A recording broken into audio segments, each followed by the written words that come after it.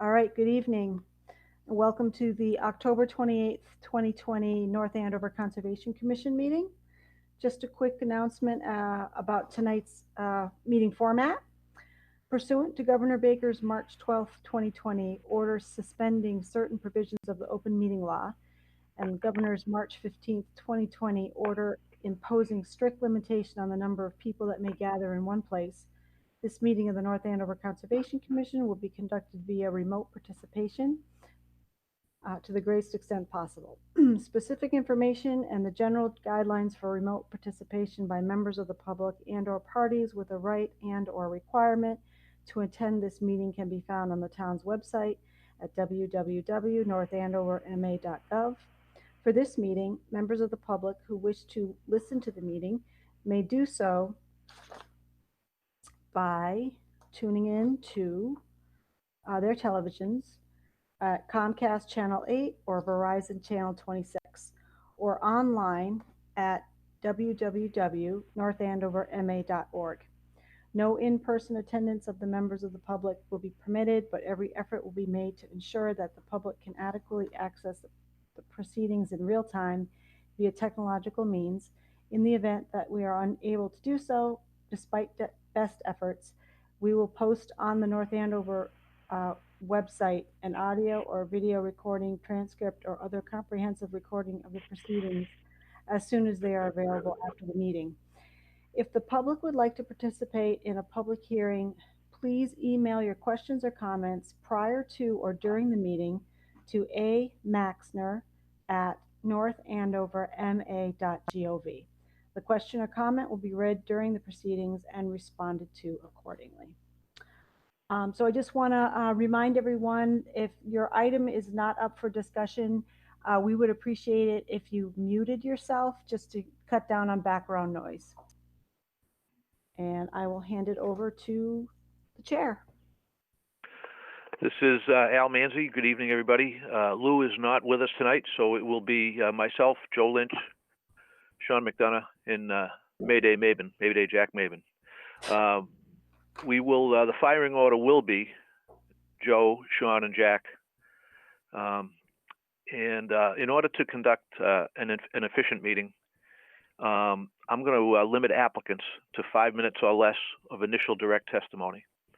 If they need more time than that, and it looks like it's going to be a protracted discussion, I will table that item to the end of the meeting, and that way we can get rid of the fast items. Will be rewarded and getting out of here first.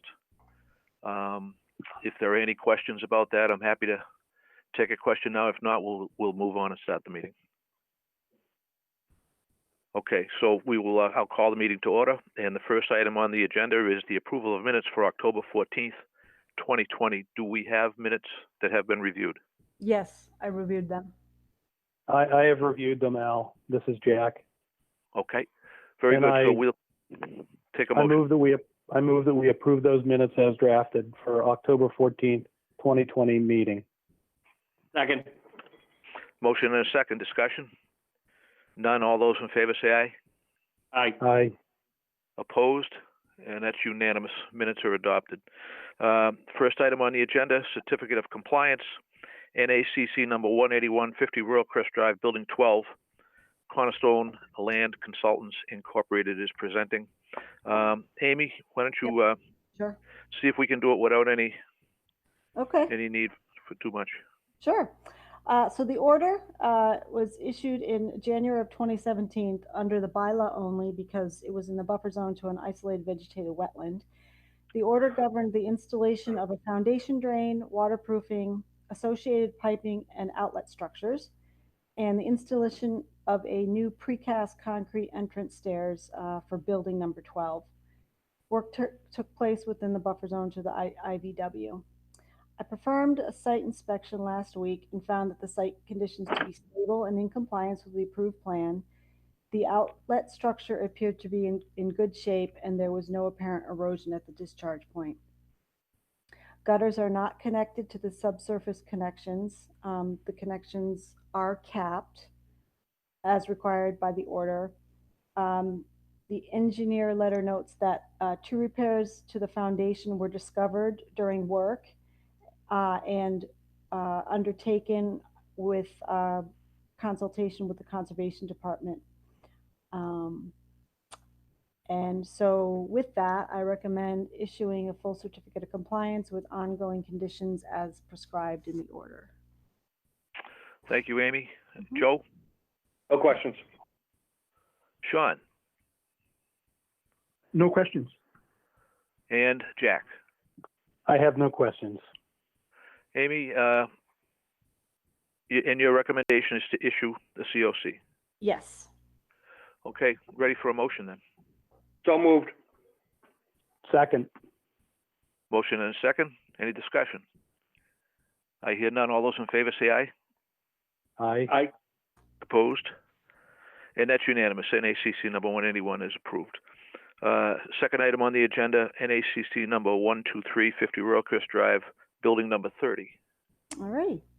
So this order, issued in April of 2014, governed the installation of a foundation drain, 2 new drain manholes, and connection to an existing manhole, waterproofing and foundation repairs, and the installation of a precast concrete entrance stairs to building number 30.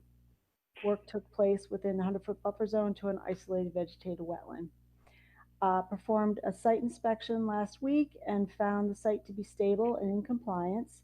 Gutters are not connected to the subsurface connections.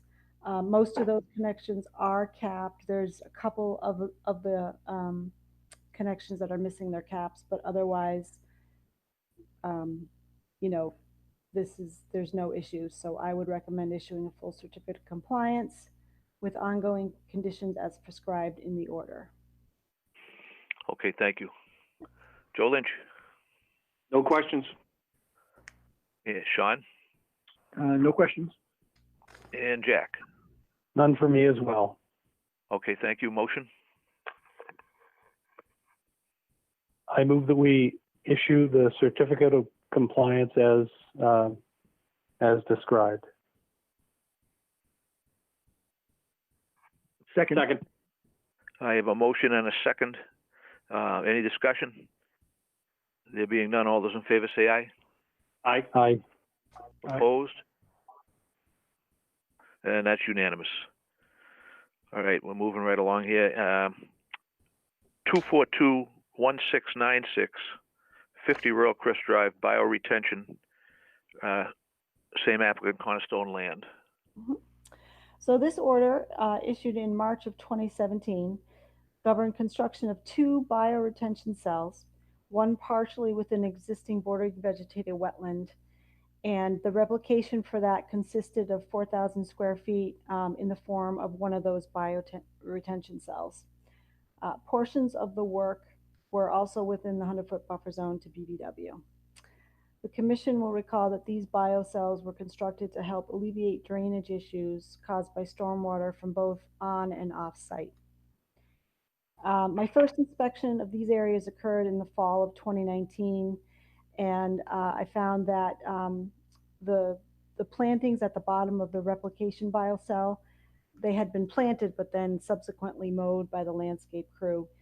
And the side slopes to the drainage swale at the second biocell were not well vegetated. So at that time, I requested replanting of the mowed plants and reseeding of the side slopes.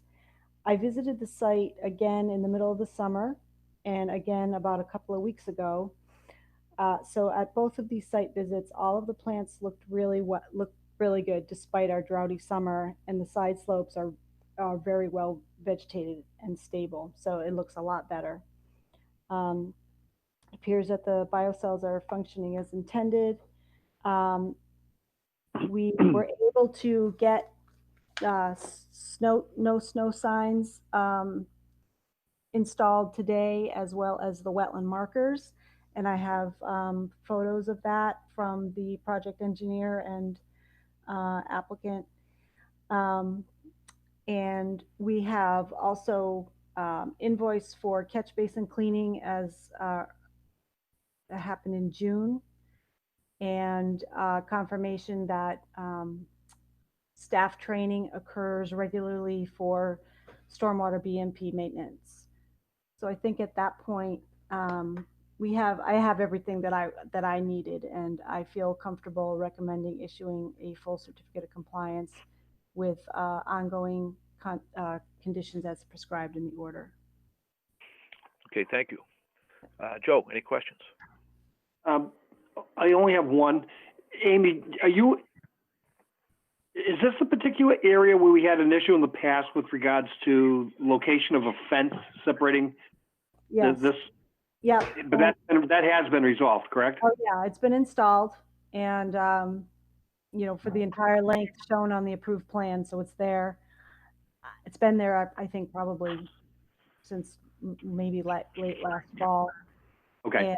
And wetland markers are on that fence. So. Okay, I'm all set. Thank you. Yep. All right, thank you, Joe. Sean No questions. and Jack. I have no questions either, Al. All right. I guess it sounds like we're ready for a motion. I move that we issue a certificate of compliance for 242-1696 by retention areas for Royal Crest. Second. Motion and a second. Any discussion? There being none, all those in favor say aye. Aye. Aye. Opposed? And that's unanimous. All right, moving right along. 242-1656, 95 Old Cart Way. Alrighty. So we need to get wetland markers installed and the erosion control removed out there. So the applicant requested continuance to the November 18th meeting, and I will work with him in between now and then to get those markers in and erosion control out. As I mentioned in my staff report, the order didn't prohibit a backwash system for the pool explicitly, and a backwash system was indeed installed. So I had asked the applicant to work with the engineer to identify an area or create an area for backwash to go, and they create a stone lined basin just inside the 100-foot buffer zone at the base of the retaining wall, and I'm comfortable with that. I think it's a good solution.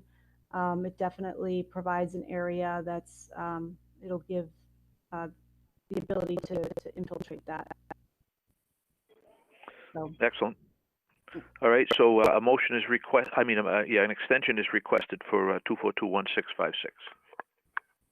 So moved. Second. Motion and a second. Discussion? None. All those in favor say aye. Aye. Aye.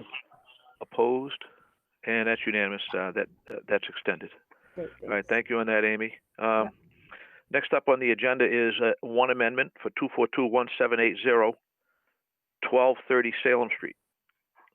Alrighty. So the commission will recall issuing an order in February of this year governing the construction of a new single-family house on a vacant lot, walkways, rear deck, driveway, and associated stone infiltration trench on its shoulder, a septic system, associated grading, landscaping, and lawn. And this is a 3-acre lot off Salem.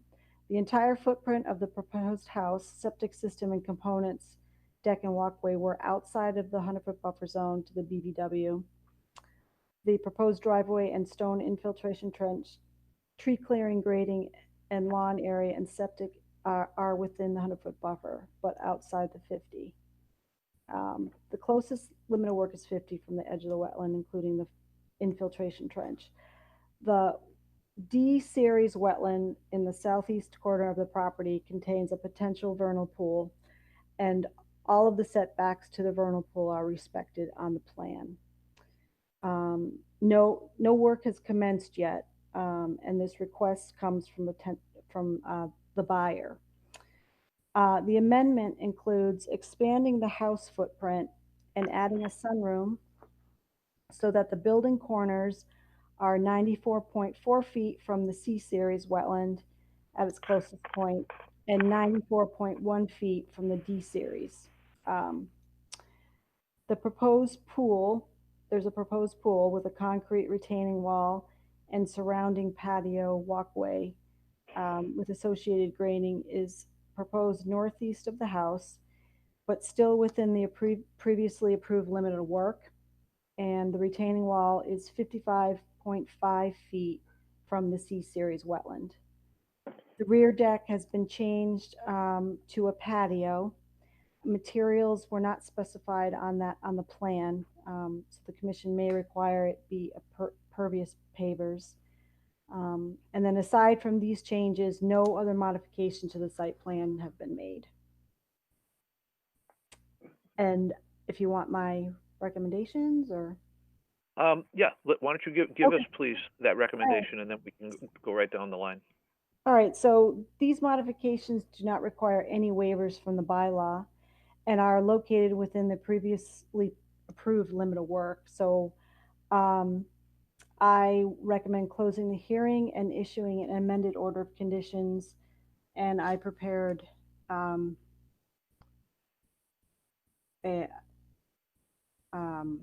draft order. Okay, very good. Joe, any questions? Did they specify filter type on this pool, or can we condition that it not be a backwash type? We would condition it. Okay. Everything else looks pretty straightforward. I'm all set. Thank you. Okay. Okay, thank you, Joe. Sean? Amy, the pool aspect really isn't in front of us, right? It's really just, we've been dealing with the driveway and the gravel, correct? No, the pool is in the buffer. But outside the 50-foot no build zone. Right, right. But the focus of our meetings has just been really the driveway. Yeah, and So clear Amy, at the rear is of the lot. this the same? Is this the same lot where we had an issue with the developer and the homeowner in the past, or is this a different? That's a different lot, isn't it? I think it's different.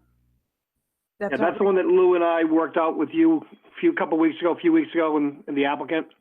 That's a different lot, similarly numbered, but it's down the street further. Yeah, yeah. This is a Okay. vacant lot that that you guys permitted back in February. Sean, is that where you were going with the question? Well, I mean, I just make sure I'm against it. We're on 190 Mill Road, correct? No, No, we're we're on not. 2030 Salem, We're Yeah. on 12. We're on 1230 Salem Street. 1230 Salem. Yeah, I don't have any questions concerning that filing. Okay. Thanks. Yeah. Okay. And you know what? I misspoke. I thought I prepared a draft decision. I haven't.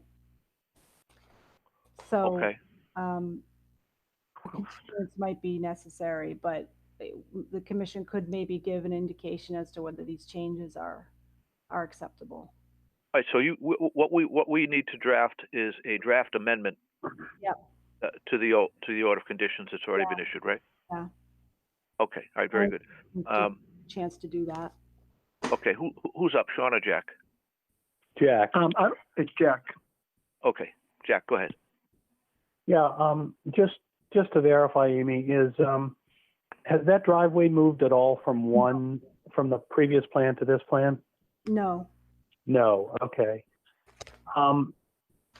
Okay. That pool looks like it's separated from the patio. It doesn't look right to me. I mean, I have no problem with the setbacks. They seem to comply. I agree there's no waivers, but the patio, I'm not sure what they've got here. The patio stops well short of the pool. There's no place for the filter system, which should be a cartridge system, non-backwash. Mm-hmm. So that's my input, but I think the way this looks is they're going to come back again for a patio walkway, a potential shed for that backwash system, or for that non-backwash system, the circulator and the filter. So are they really ready? I mean, is this really what they're going to propose? Well, it's a good point. I mean, there's details that you're pointing out that aren't here. And maybe they didn't flesh that out quite yet. But what, Yeah, you don't have okay, so.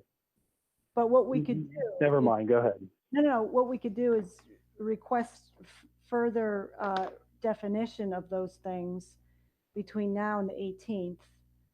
And that would give me time to draft up an amended order.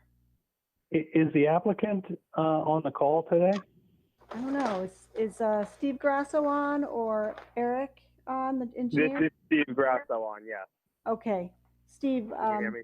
yes, we can hear you. Okay. So the patio that is like kind of the rectangle one is more geared towards the house, like a back deck.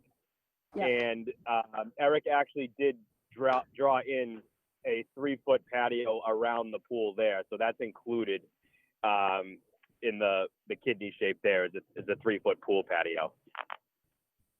Okay. Okay, and I see the rest of it is, I see a notation just below where the pool is that it looks like it says grass. So you're going to have grass up between the patio and that little walkway around the pool. I just think you're not going to like that, but that's only my opinion. There would be some type of connecting. I'm not sure exactly on that. The grass was there from the existing plans, Mm-hmm. and what we did was try to amend them as minimally as possible because a condition of the land purchase was to be able to move forward with what we wanted. So we wanted to make sure that could work as well. And you're asking us to approve what it is you want, and what we have is different from other pool configurations. So that's why I asked the question. Oftentimes you don't want to walk from grass to almost directly into a pool because the grass just goes right in, you know. Right.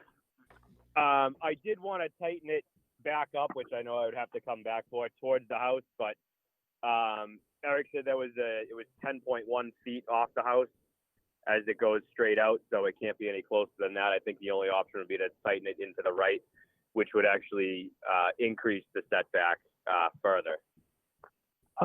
Which would bridge that gap as well. I would suggest, Al, that maybe they work with Amy if they have an idea of any changes they want to do. They get that through Amy. I think we have 3 weeks to our next meeting, so that might be enough time for them to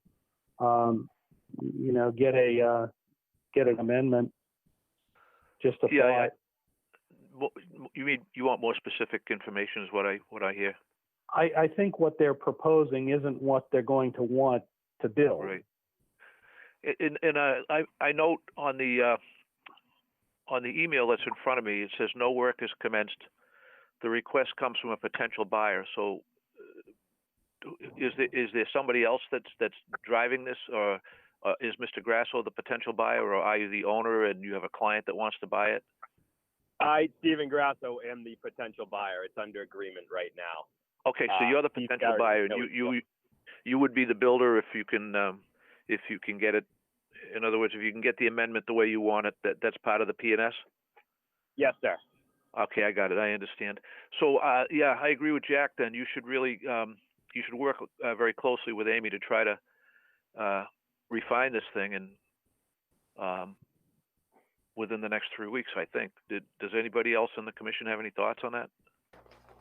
I agree with it. It's efficient for everybody in the long run, and the reality is it's going to let the record be crystal clear on what it is that's going to be built, and I think the issue is a real one, and it's the fact that we don't have the amendment drafted up yet. It's going to be at the next meeting anyway.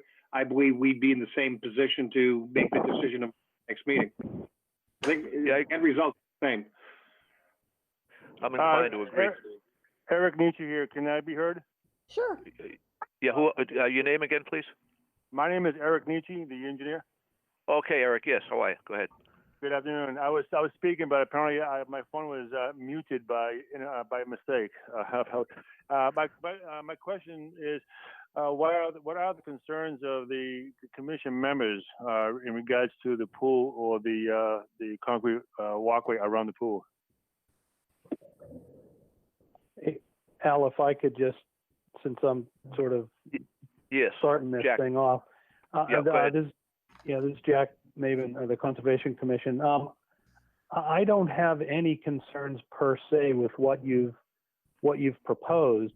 I think, and I'll just reiterate what I said earlier. I think to have people walk from a house across a small patio and then across a section of grass to a narrow walkway around a pool is something that the homeowner is going to immediately want to change once they start using the pool. If you walk from grass to a little walkway and then into a pool, you get all kinds of debris in your pool. It just doesn't work. Typically, you have a walkway, to that narrow walkway that goes around that surrounds the pool, and you can have patio chairs, things like that on that. That's typically what people propose. I don't have a problem with what you've proposed. What my point is, I think what you've proposed isn't what the homeowner is going to want in the end, and I'd rather just think it through now than have them come back, at the 11th hour with something that may be a problem, and may cause. Understood. And if things have already been built, sometimes things get more expensive at that point. So I'm just trying to do it all at once and do it right. Understood. Thank you. All right, that sounds good, Jack. I agree with you. Anybody else have any comments or questions to Joe or Sean? No, I'm all set, thank you. Nope, nothing else. All right, Amy, so you understand what's happening here? Yep. All right, very good. So I need a motion to continue this. If there's no further testimony or questions, I need a motion to continue this to November 18th. So moved. So moved. Second. Motion and a second. Any further discussion? There being none, all those in favor say aye. Aye. Aye. Opposed? And that's unanimous, November 18th. Thank you all. Thank you. Thank you. Thank you. All right. Next up, it appears, is 190 Mill Road. 190 Mill Road is continued from October 14th. Right. So the commission will recall that this is an RDA for an after-the-fact application for work involving expansion of an existing driveway with crushed stone. At the last meeting, the commission requested that the applicant consider alternatives that shrink and or relocate the proposed gravel driveway extension further away from the wetland. There was specific discussion about exactly where the new gravel driveway should start, and the revised plan submitted does reflect that conversation. So I believe we have a plan that is approvable,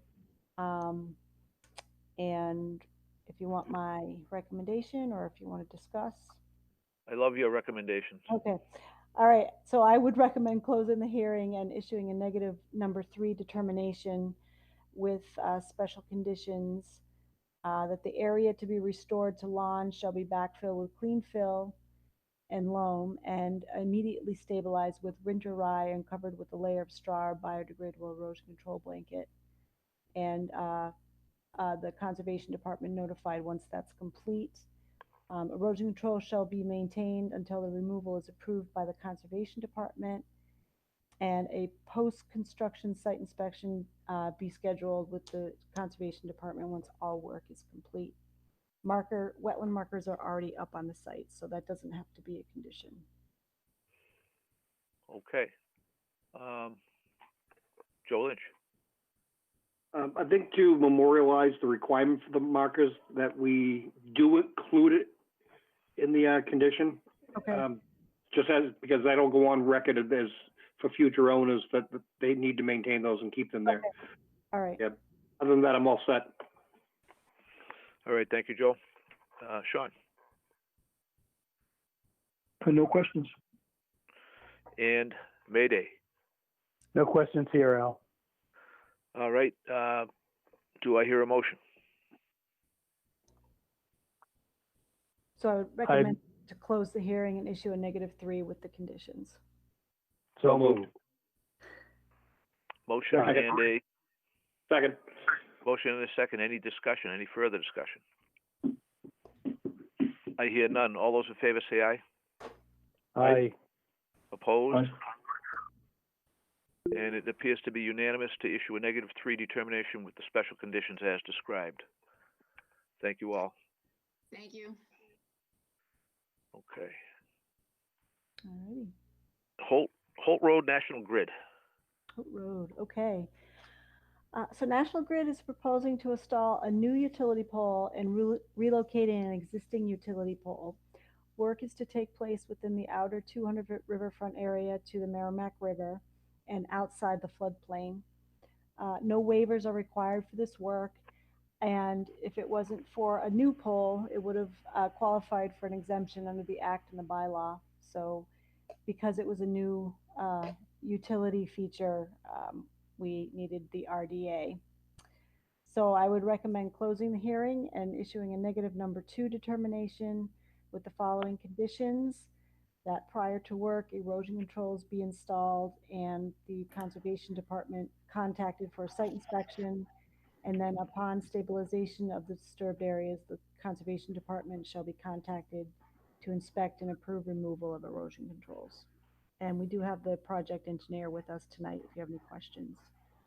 Okay, very good. Thank you. Joe Lynch. No questions. Sean No questions. and Jack. What's the approximate setback from the Merrimack River? Well, it's definitely outside the first 100. Jim, do you have any? Yeah, I'm looking that up right now. Okay. It's on the other side of the railroad tracks, the Boston and Maine. Yeah. So yeah, looks like it's probably Okay. it looks like it's probably about 125 feet, maybe. Yeah. All right. I would agree with that. And I was trying to get to what that feature was. It's the B&M Railroad. Okay. Yes. So that's all right. I have no more questions. Okay. It sounds like with no questions and doesn't appear to be any issues, we're ready for a motion. Close and issue a -2 with the conditions. So moved. Second. Motion and a second. Any further discussion? There being none, all those in favor say aye. Aye. Aye. Opposed? And that's unanimous. Thank you. Thank you. Thanks. Have a good night. You too. Thank you. All right, moving right along. 257 Boxwood Street, Hammond. All righty. So this RDA comes for the in-kind replacement of the deck and the addition of a screened-in roofed porch over a portion of that deck. I included in your email attachments a modification from 1991 from when the house was under construction. The modification allowed the construction of the deck off the rear of the house to be within the 50-foot no build. So this deck is a legally existing deck, and a certificate of compliance was issued for that order. I conducted a site inspection and found a couple of issues on site, mainly being there is trenching that is coming off of the edge of the driveway down to the wetland, and sediments is occurring into the wetland.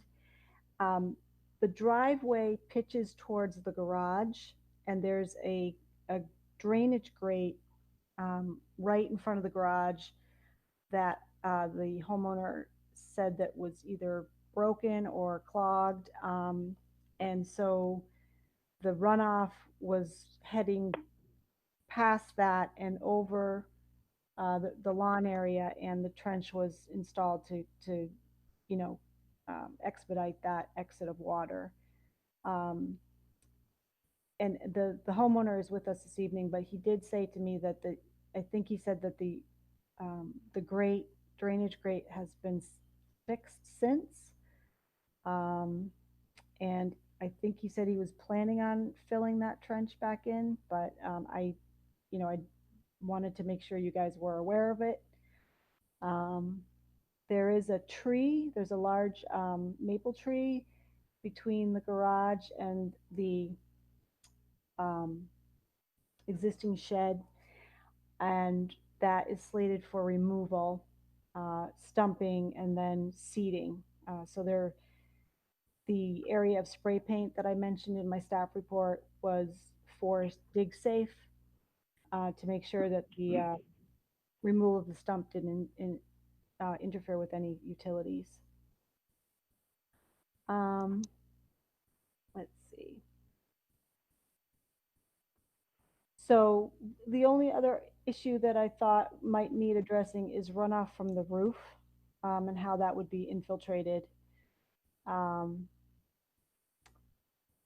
if you guys have any questions for me from what I've said so far, I can field them.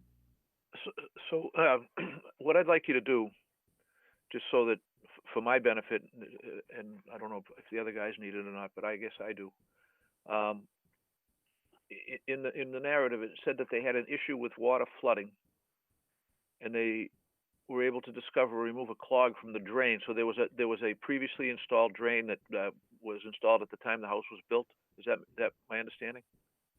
I think so, but maybe the homeowner can speak to that. All right. Well, if we're going to do that, then we'll go in the proper firing order. I'll start with Joe, and we'll go down the line. Joe Lynch.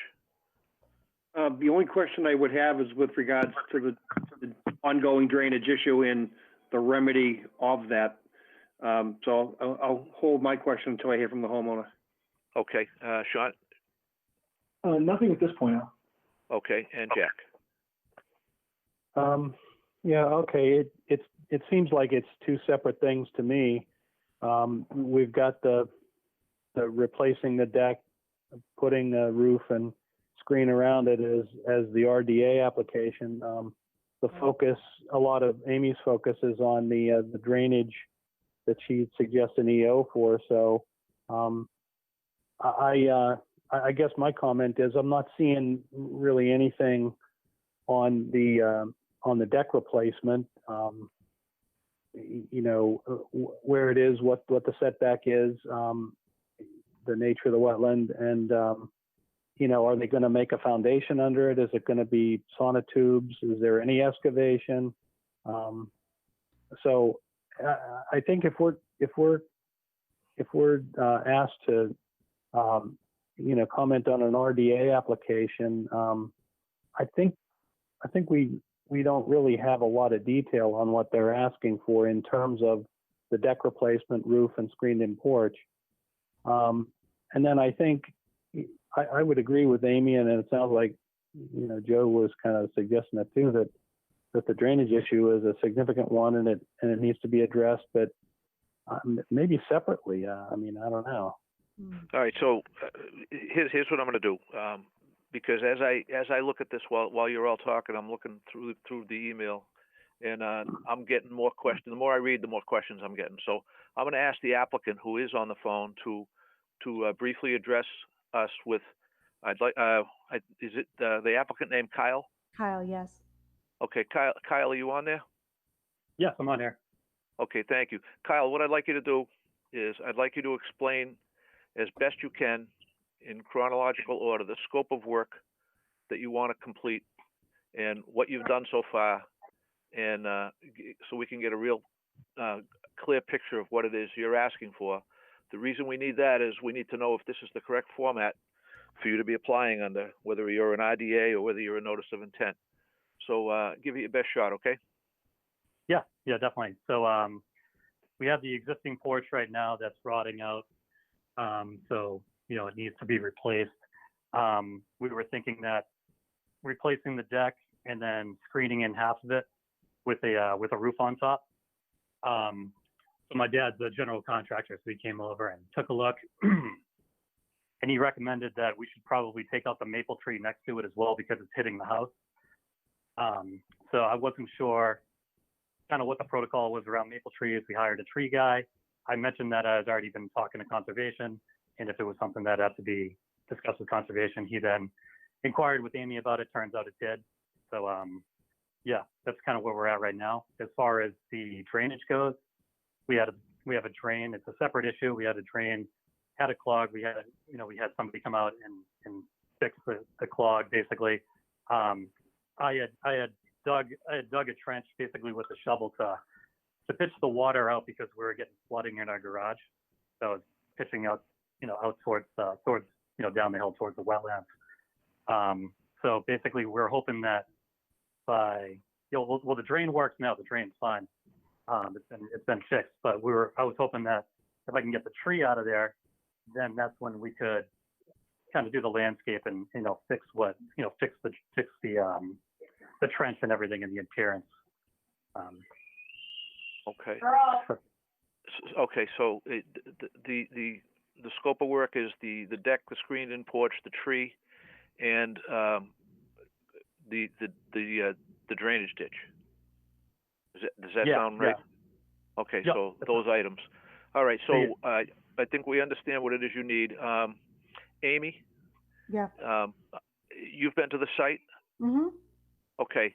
I'm interested on Kyle, stay with us because we're going to ask you more questions. Yeah. I'm interested in your observations with respect to, primarily, I want to hear about the drainage ditch, the genesis of it and where it terminates, and then the other observations with respect to the screened-in porch and the roof over the deck and everything, everything that Kyle's talking about. Okay, so you drive down the driveway and it pitches right into the garage, and like I said, there's that grate drainage. Right off to the right of it, the ditch begins, and so it's probably, I don't know, not 6 inches wide at the most, and it goes down the hill through lawn. And terminates at the wetland. And I did observe some sedimentation at the terminal end there. Okay. So that's one thing. Okay. Then the tree, which I didn't know about until the tree person called me. I didn't know that they were looking to remove that. So I would have recommended that be added to the scope of work. That the tree is about 40 feet from the wetland. Okay. And then as far as the deck, the application didn't say anything about replacing the existing footings. They looked okay to me, but I'm not, a structural engineer or anything. And my only thought was like, okay, so we have a new roof surface, and how will that be pitched, and will we have, maybe a stone infiltration trench on one side to capture some of the runoff for that would be in order. But so that sort of sums up what I saw. Okay. Okay, and just one last question for me, and then I'm going to go down the line. The distance from the proposed new roof to the resource area, do we know what that is? That's, let me just see. I'm going to look at the plan that I sent you from the modification, because that was the original measurements. And I think it's like 42 feet or something like that. Okay. Okay. This is Kyle, real quick. I think it's 59 feet. I'm not 100% sure. I thought it was over the 50. Yeah, no, it's not, because in 91, the commission allowed the deck to be within the 50. So I think it's maybe Yeah, 40 the ni- feet. the 91 order of conditions allowed for the deck, but it was just a deck, no roof. Right, Um, exactly. yeah. Yes. Oh, Yep. okay, all right, I got you, I understand now. All right, I'm gonna go down the line here and see how we do. Joe Lynch. So, I think the drainage question is going to drive the whole discussion of where this is ultimately gonna go.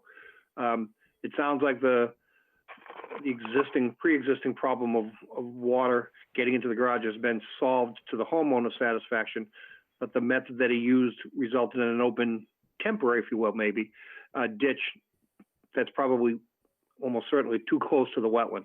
And that needs to be stabilized or somehow controlled.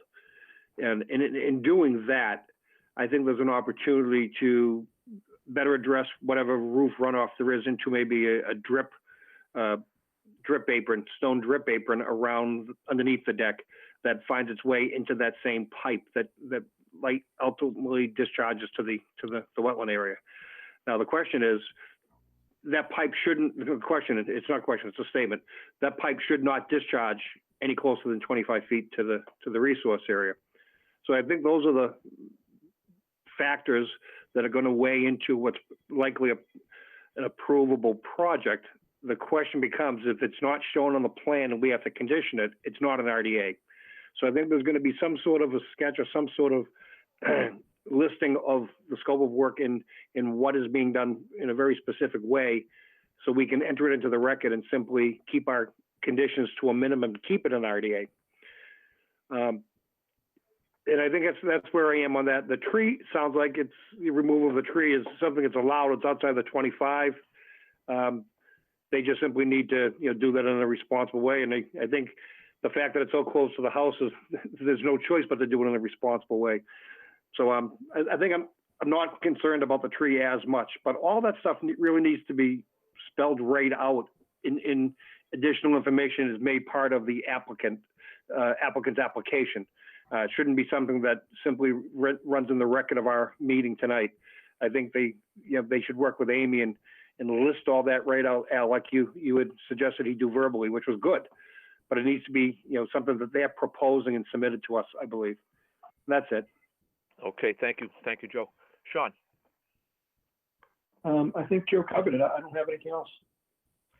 Very good. And Jack. Yeah, I would ask. Well, I'll ask Kyle now. What do you plan to do for the foundation of that of the new deck? We're gonna keep the existing footing. Okay, you're going to keep the existing footings. If you're going to do that, that would be an important thing to specify in your in the scope of work that you'll need to provide to us as supplemental information. Yeah, I think on the plans that I submitted, it says existing footings. It does. It needs to be clear though that they will not be replaced. That you're going to reuse the existing ones, just to eliminate the conditions as Joe stated. Okay. So Kyle, this is Al Manzi. So I hope you understand what the reason we're asking for specificity in your plan and in your drawing, because if there's no specificity and we have to condition it, we cannot condition it under an RDA. We'd have to require you to file an NOI, and then we would issue an order of conditions telling you exactly what we want. If you, on the other hand, will give us a very specific plan with a very specific narrative that's all part of your application, it will likely be able to remain as an RDA. This is and a very important part of that sounds like to me, and I haven't seen it yet, but it sounds like the trench, even though the trench was likely a good idea to solve your flooding, it sounds like you've created a point source discharge into the wetland, which is something we wouldn't permit. Now, if there's a way that can be corrected as part of your RDA application by specifying how that gets corrected, and usually that's corrected by shortening the trench and creating what's referred to as a level spreader on the lawn outside of the resource area, that's a way to resolve that, and it sounds like that might be a way to do it. We can't design the project for you. You have to do it yourself, and you've got to, you know, get everything laid out very carefully and very clearly. You follow where I'm going with this? Yeah, yeah. So the trench, I can fill the trench in or get the trench filled in because it's, it was basically just a temporary solution so we weren't getting too much water damage in the garage when it was basically flooding this summer. So if the trench, so if the trench isn't needed anymore, if that problem is resolved and you no longer actually need it, then I would recommend that you restore it and just make that a line item on your plan to show where the trench was restored and no longer discharges into the resource area. Stuff like this, I think it was said by one of the other commissioners, you really need to sit down with Amy and put the information all in order so that we don't have to create conditions. If we have to create conditions, it's not an RDA. So you've got to make it work from your end for us to be able to help you. Yeah, and the only reason that I haven't repaired the trench really is because I was hoping to get the tree out, get the stump out, which would just create a whole mess in its own, and then and then kind of fix it all from there, have somebody come in and fix it. So I think you just have to. I think you just have to revise your scope of work in your narrative and the plan, so that everything is on there. It's all very clear, and we don't have to give you any conditions. If you're willing to do that, I would say you likely will succeed. I'm just speaking for myself. Okay, great. Does anybody else? Does any of the other commissioners have any agree, disagree, or have any other advice for Kyle right now? No, if he's looking for guidance, I would say I completely agree with what Al said. And if you give us the information we need that shows what you want, then I'm inclined to approve it under an RDA. Thank you, Joe. But the opposite is also true. If we don't get something that's specific enough, then I'm not going to be able to approve it, and either we continue again and again until it's resolved, or he ends up before us at a full NOI, and he still ends up doing the exact same thing, but spending a heck of a lot more money and wasting more time. So I don't want to make it sound like it's adversarial, because it's just the opposite. It's great guidance that we're giving them to make this thing go as smoothly as it can go. Excellent. Sean? Sorry, nothing here. Okay, and Jack? Yeah, well stated, guys. I think you gave me good direction. No more questions. So Amy, all right, excellent. Amy, you know what we're looking for, so I'm going to ask that Kyle revise his RDA application to follow the guidance that we've just given him. Yep. And I would ask you to be sure that if the guidance is not followed, to give that advice before the next meeting. Yep, absolutely. All right, so with that, I suspect we want to continue to the next meeting, which is November the 18th. So moved. Second. So I have a motion and a second to continue. Any further discussion? There being none, all those in favor say aye. Aye. Aye. Opposed? Aye. And that's unanimous. Kyle, you're continued till the November 18th meeting with the guidance as given. Okay, thank you. Okay, Kyle, All right, thank you. Go back. Thanks. All right. I have notice of intent 242-1787-135 North Ramp Road, DeRosa. This is continued from September 23rd. Commission received a request for continuance to the November 18th meeting. Okay. I need to ask, are we making any headway on this, or are they making any headway? They have an attorney reviewing things and asking them to revise plans to move the stormwater infiltration outside of the buffer zone. And I had a conversation with the wetland scientist, and I, indicated that probably wouldn't make much difference in terms of the commission's desire to have a third-party peer review. So that will get, Well- that has been communicated. Okay, so we required at one of the meetings, my memory is correct, we required a third-party review, correct? Yes. Yep. I mean, it wasn't an option. Right. Okay, very good. Mhm. Okay. Yep. Sean? I'm sorry, Joe. Yeah, that was my only question. Is it's the requesting continuance, nothing more at this time. But it seems like this is just languishing, and I wanted to make sure we're moving in some direction, whether it's backwards or forward. And it sounds like we're kind of just treading water here. But maybe we'll hear something on the next meeting. I mean, since given the age of this place, I personally am inclined to give them a little more time, and then before we start, moving. Mhm. Understood. Go ahead. Okay, Sean. Yeah, I kind of feel like Joe. I feel like it went out there a long time ago, and this has just been hanging around. And every meeting, the can just gets kicked further down the aisle. I'm glad to hear that they're doing something over there. I mean, it's certainly not obvious to me what's taking so long for this. So I understand giving them a little time, but I think we've given them a lot of time. And, I think if this continues, we compel them to come in front of us.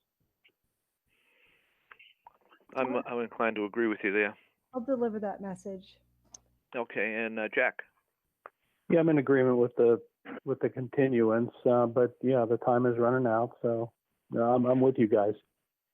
So let me just put this out there for discussion right now as part of their request for a continuance.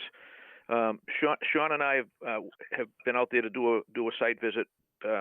We've seen it up close and personal, and Amy's been out there to do at least one or two site visits, and we all know what we're looking at. The time period for this thing, this goes back probably more than 30 years. At some point, we've already mandated a third-party peer review that appears to be they're still thinking about it.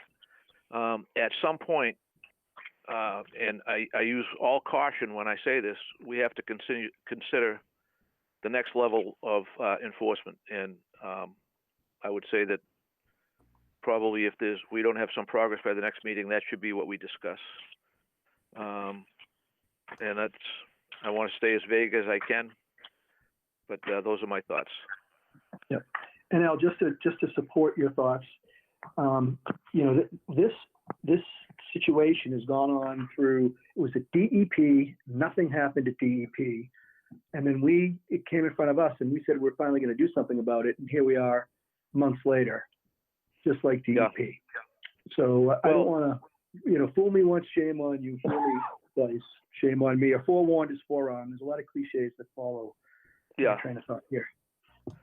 I agree with you. I just, I'm sorry. Are they cooperating and adding material to this pile? Well, see, that's what I'm not sure of, because we did not issue a cease and desist order. I don't think, did we, Amy? No. So we did not tell them to cease and desist. This is the point. We're trying to encourage cooperation with respect to DEP. DEP. We can talk about that another time, but I don't want to get too far off this thing because there's too many years of product to talk about. But yeah, I'm at the point where I'm ready to start the process. So, and I just want to be. I think let me ask in the form of a question rather than say I'm going to be clear. Am I correct in saying that this is DEP solid waste? This is not wetland section. This is the solid waste section. So we're talking about that other arm of the DEP agency that is very much encouraging people recycle glass and recycle concrete and use them as they see fit. That doesn't necessarily agree with the wetlands folks. So, just because we're saying DEP, I don't necessarily consider them to be allies of ours. In fact, in this particular instance, they very well might be adversaries. Yeah, I'm not going to disagree with you. I'm just going to trying to hold fire here until we get the thing open. Okay, got you. So, all So right.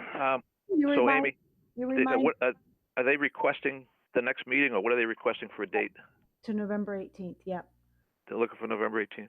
Right. Okay. All Hey, right. Well, Amy, one other thought is if Joe's question was a great one, I just didn't hear a response. Have they submitted anything or presented anything No, over the last weeks? no. No. But Al reminded me that Jack and Joe should visit the site. I don't think that's happened yet, so we should try to arrange that. yeah, Yes, I think because- I think anytime anybody can visit the site, and I don't just mean members of the commission either. We should get as many people involved in this as possible that have any position in town government. This is something that needs to be seen, because this is not going to be an easy fix. This is 30 or more years of collecting. It's like going into the home of a hoarder, and you say, okay, where do I start this? That's the way I see this. So anyway, just something to think about. All right, I guess I will. I think we should grant the continuance as requested. So moved. Just a little more discussion. Is our next meeting the 18th? Yes. Okay, thanks. Second. Motion and a second. Any further discussion? There being none, all those in favor say aye. Aye. Aye. Opposed, and that's unanimous. Thank you all. Okay. 242. I have no DEP number for 125 Boston Street. Correct. Okay. So this notice of intent is for the abandonment and decommissioning of an existing subsurface septic system and installation of a new automated system in a slightly different location on the site. I reviewed the wetland line and found it to be reasonable. The new system, associated components and grading are all outside of the 50-foot no-build zone and does not require removal of new trees or mature woody vegetation. There is a depression near the backside of the new system in elevation 96 and 94 that was a footprint of an old greenhouse that had been removed in the past at some point. This depression will be incorporated into the grading of the system. Property has experienced a recent rehab and the house was flipped recently. So the rear yard is a bit overgrown with grasses and the like, and it doesn't appear that the new owners have initiated any landscaping activities at this time.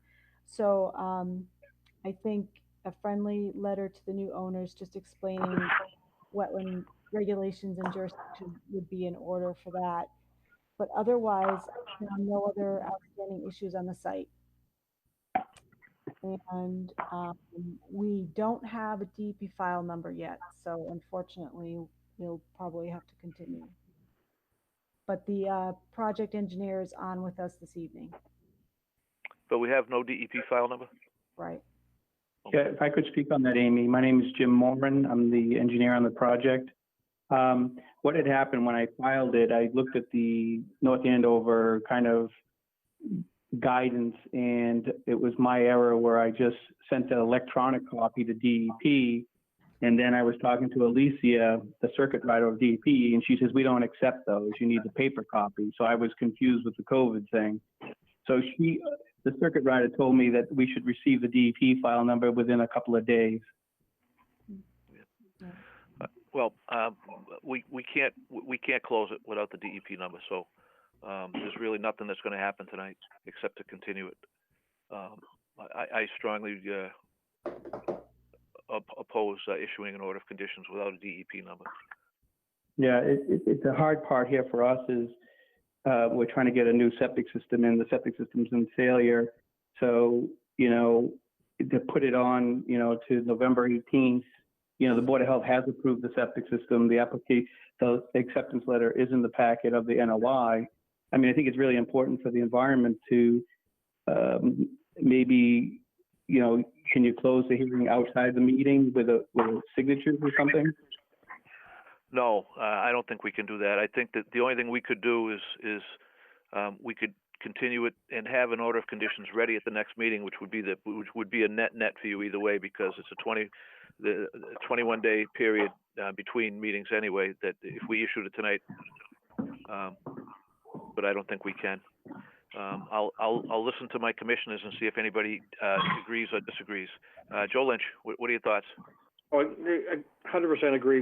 We've been doing this an awful long time. The situation is that it's a public hearing, and part of that is gathering input, and including from DEP. So their comment becomes a part of our, intake of information. And by closing, we've basically denied ourselves and denied them the opportunity to be heard. So that it's just illogical, and it's just bad practice. So I don't think we can do it. And in fact, I don't think we cannot do it. Okay, thank you. Sean? Well, you know how flexible I am on not following procedure. So yeah, I don't think we can do that either. You're very flexible, Sean. Thank you for being flexible. Super flexible. Yeah. Jack?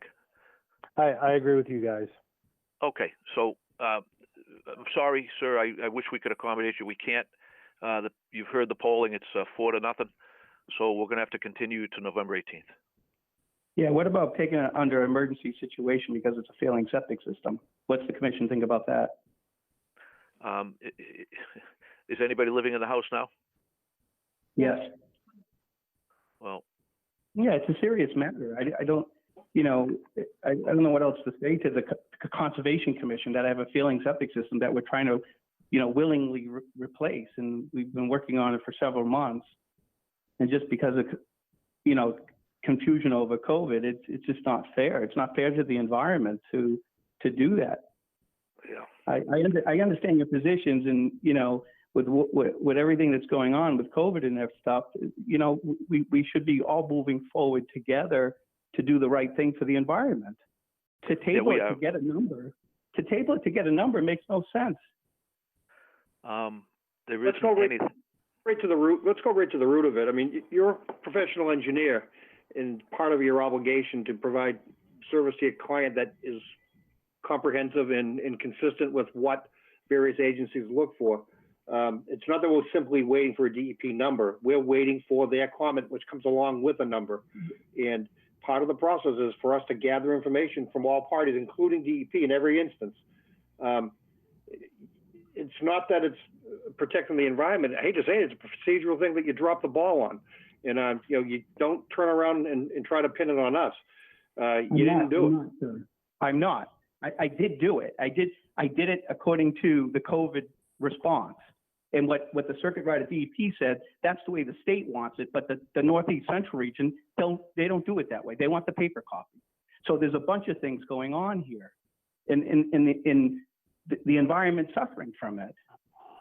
I mean, it's just not fair to the environment. It meets the Title V standards. I have the approval letter.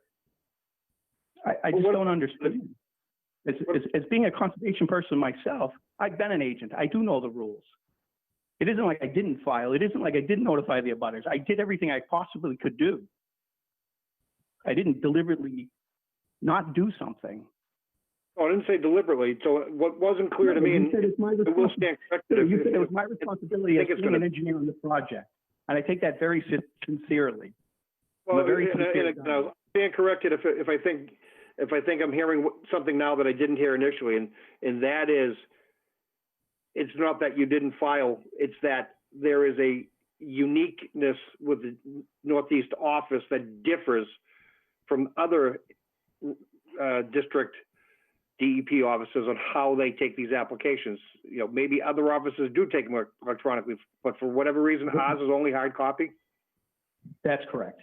Amy, do we know that to be a fact? I mean, that's a unique situation. I mean, that's certainly will make me stand corrected at the very least, but I'm not sure it changes the outcome. Well, I wasn't aware that it was only paper copy for Nero. My understanding was that it was both. They need paper and electronic. And our checklist, it's long, but what I did was have additional filing requirements during the current COVID 19 emergency. So the first page required that the NOI, the paper copy, be delivered to DEP, and then on the second page, it was okay, and you also need to email it to Nero. So, and granted, you know, we have it. This is a 4-page checklist, so you know, people's eyes may glaze over after a while, but I kept the original requirements that paper copies go to the Northeast Regional Office at 205B Lowell Street, Wilmington. And then on the next page, I have additional filing requirements during the COVID state of emergency.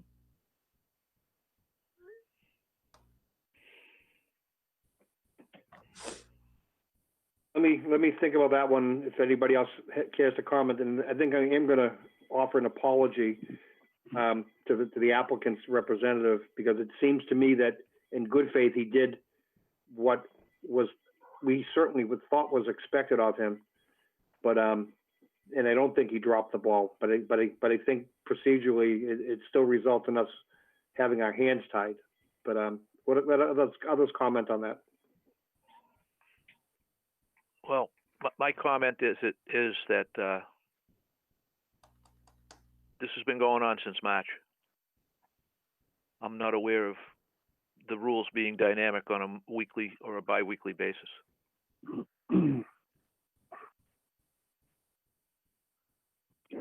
This is Sean's, and my thought is that, you know, we're supposed to have comments before we go ahead and close the hearing. We don't have them. And we wouldn't, and historically haven't modified our position on this for about 2 decades. And the other problem that I'm having is this: if it's truly an emergency situation and there's sewerage breaking out through the ground and running all over the place, if that's what's being represented to us here, then the party, huh? That's not. It failed a Title V inspection. Okay, so you don't have breakout. You just have a failure of Title V. That's not an emergency. That you can't stretch that to an emergency. It's easy to fail Title V. Everybody fails Title V. That's not true, sir. Don't say that. Title V is an absurdly restrictive septic design plan. To me, a failure is when you have surface breakout. You don't have that. You have a system that's contained. It just doesn't pass. Doesn't meet the standard of Title V. I'm sorry, but that's not an emergency. Al, this is Jack. Could I offer a perspective? Sure, please. I totally agree with you guys that I know I've been on the commission for over 20 years, and I know of no instance where we approved a project where it didn't have a DEP file number or comments from the DEP, whether they be brief or extensive.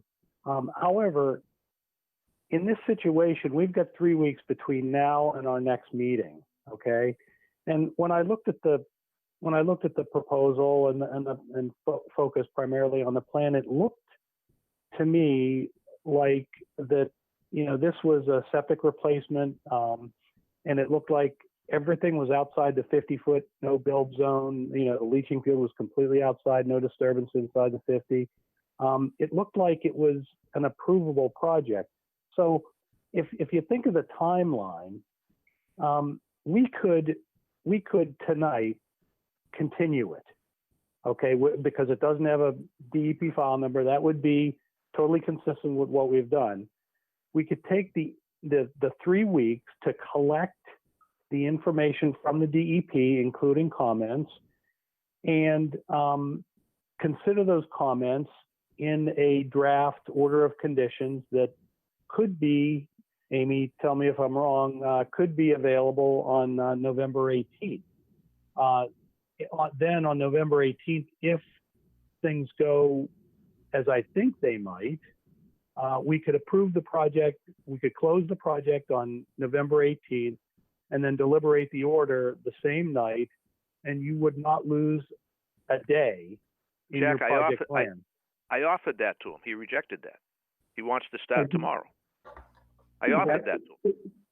The issue, sir, is to the commission, if I may, that what we're also fighting with this installation, yeah, it's not breaking out on the ground today, but we're with an installation of like this, we're fighting winter.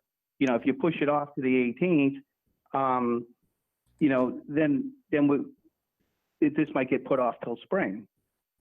The Board of Health will then weigh in sometime after the 18th. I don't know if we're going to get a heavy frost or something. I don't know by then. They might shut the season down and say, you cannot install a septic at that time. So that's the other comment I'd like to make to the commission. What was the reason for the septic inspection? Why did it fail? What brought the inspection? Well, the home went into disrepair and a gentleman bought it. So he wanted to be able to fix it up and sell it, which he did. So that was the purpose for the inspection is to take a dilapidated property in town. It's not displacing a family. It's someone that bought the house to fix it up and sell it. No, the family's now living in it. It was sold under Title V regulations. They're allowed to do what they call an escrow agreement, where they put money aside. Okay. We know what that is, and again, okay. That's not a hardship. I'm sorry.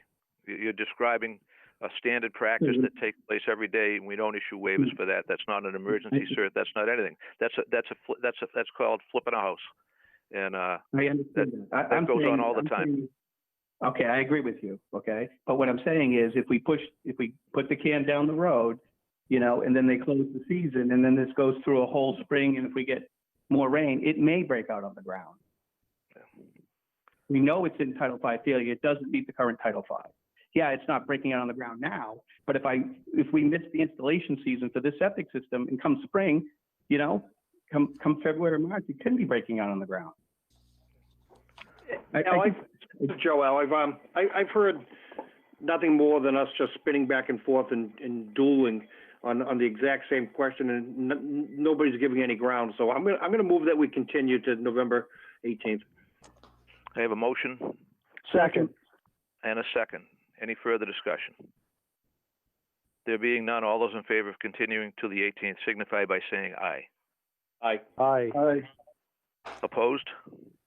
And there are no oppositions. The motion is unanimous. Continue to the 18th. Thank you all.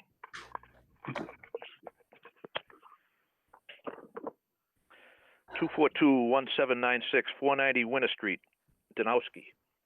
Okay.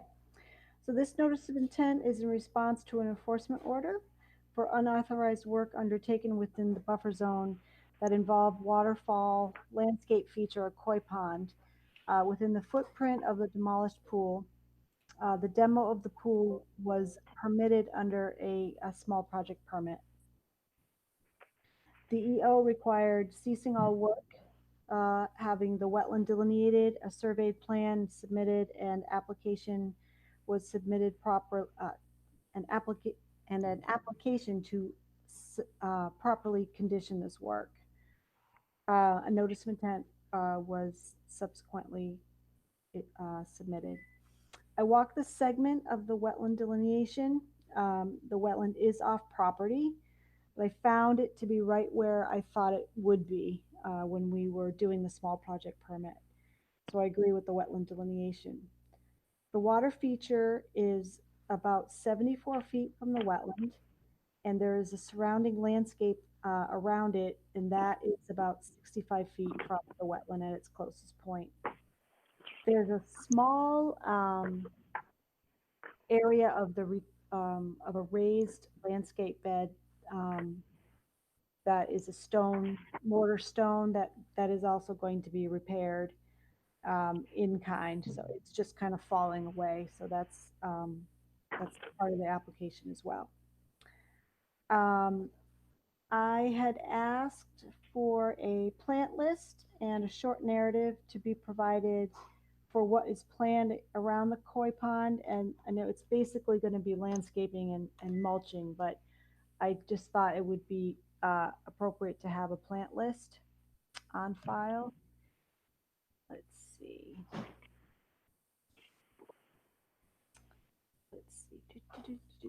Okay, so the wetland itself is bigger than what is shown on the plan, and I know it to wrap around the rear of the property. It's still off property, but it wraps around behind the property. And I think it's important for the plan to call out the fact that a wetland exists there and that the associated buffer zone does fall on the subject property, so that jurisdiction is understood. Let's see. And the abutter has submitted an email with comments, providing a chronology of what she believes to be violations committed by the applicant, and that has been forwarded to the commission and the applicant, so you guys have that in your possession. I can go through it if you want, but I'm assuming that you were able to read it. And my staff report did recapsulate her comments. Okay. Go ahead. So let me just see. This is a notice of intent that's in front of us, which means we are going to issue an order of conditions. And am I correct so far? Yep. Okay. So with that being understood, the abutters letter is evidence and part of the hearing, and is something that will be considered by every commissioner with respect to the order of conditions when the time comes to issue them. Okay. Your observations that you made on your site visit are also evidence and will become part of the order of conditions. So right now, what I'm interested in having come out of this hearing are your observations based on, first I want to know on the NOI, what is it the applicant wants to do? What is he asking for? And then your recommendations with respect to what he's asking for. If there are open violations that are taking place right now during this period of time, we would consider those to be, if there's something that's an open violation that needs to be dealt with before we issue the order of conditions, I would request that we issue an enforcement order to deal with that prior to the OOC. If there's nothing that needs to be dealt with via an enforcement order, we should consider the evidence that is before us and then issue an order of conditions. We should not get into a retroactive investigation with respect to violations. We should we should stick to what the four corners of what's exactly in front of us and nothing more. And I'm not suggesting we ignore the letter from the abutter. I'm saying that we incorporate that as part of the investigation, as part of the filing, and we consider it as when we are issuing our order of conditions. And so with that, Amy, I would ask you just to let us know as best you can what he's asking for, and if there are any violations that need to be dealt with immediately by means of an enforcement order. Okay. So work under the notice of intent is for simply for a landscape water feature. It's a closed system koi pond with sort of like a waterfall. It's surrounded by stone, and it's down gradient of the wetland. So there's absolutely no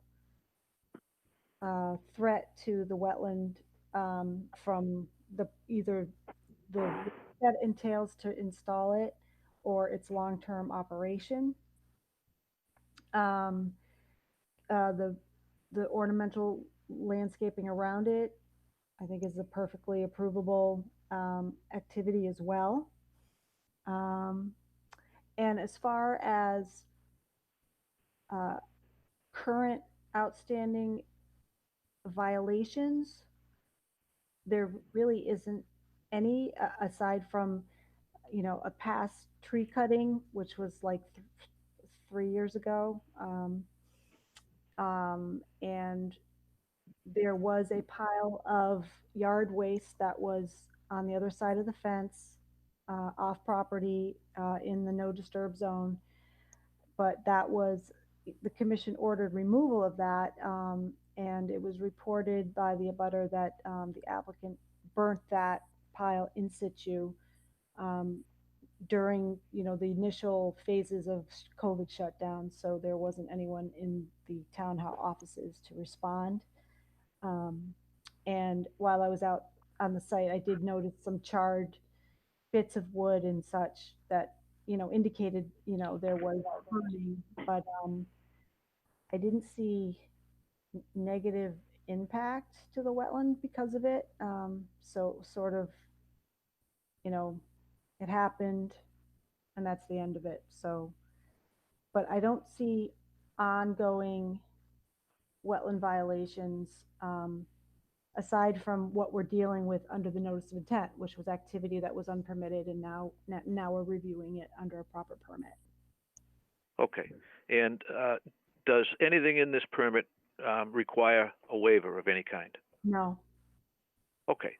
So this sounds to me, when we cut through all the chaff, a pretty straightforward filing. Yes. I think that's the way it has to be perceived. That's the way it has to be received, because we're not allowed legally to consider past performance when issuing an order of conditions. We have to issue it based on the evidence before us and nothing more. And that's my considered opinion. I stand to be corrected at any time. So I will start with Joe. Yeah, I have no questions on this. It sounds like just a disagreement between two neighbors, and in Amy's good judgment in seeing the site, they're under the review of our NOI that's before us, doesn't necessarily support it. It's not that we're disregarding it. We're taking their information reported, and we're considering it and investigating it to the limit that we're looking at the project itself. But I don't think there's any more needs to come out of this, unless we hear something different. And I'm not hearing there's any additional enforcement action required. We hear before us because of an enforcement action. I think we're all set, and it sounds like it's an approvable project. Okay, thank you. Sean? No, I agree. It sounds approvable. I would ask the applicant to not do things and then come in front of us afterwards when it's either determined by a neighbor or somebody else that he did something that required our approval, or at least to come in front of us. I don't appreciate the after the fact aspect of things, but I do agree with you guys. This is an approvable project. Okay. Jack? Well, I would agree with you guys that it does appear to be an approvable project.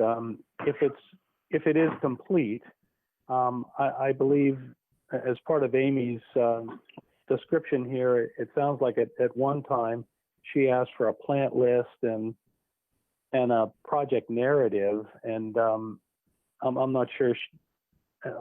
Amy, are you satisfied with what you've received on those two counts?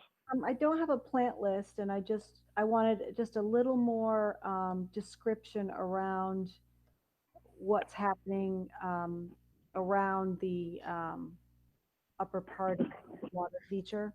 And it really is landscaping.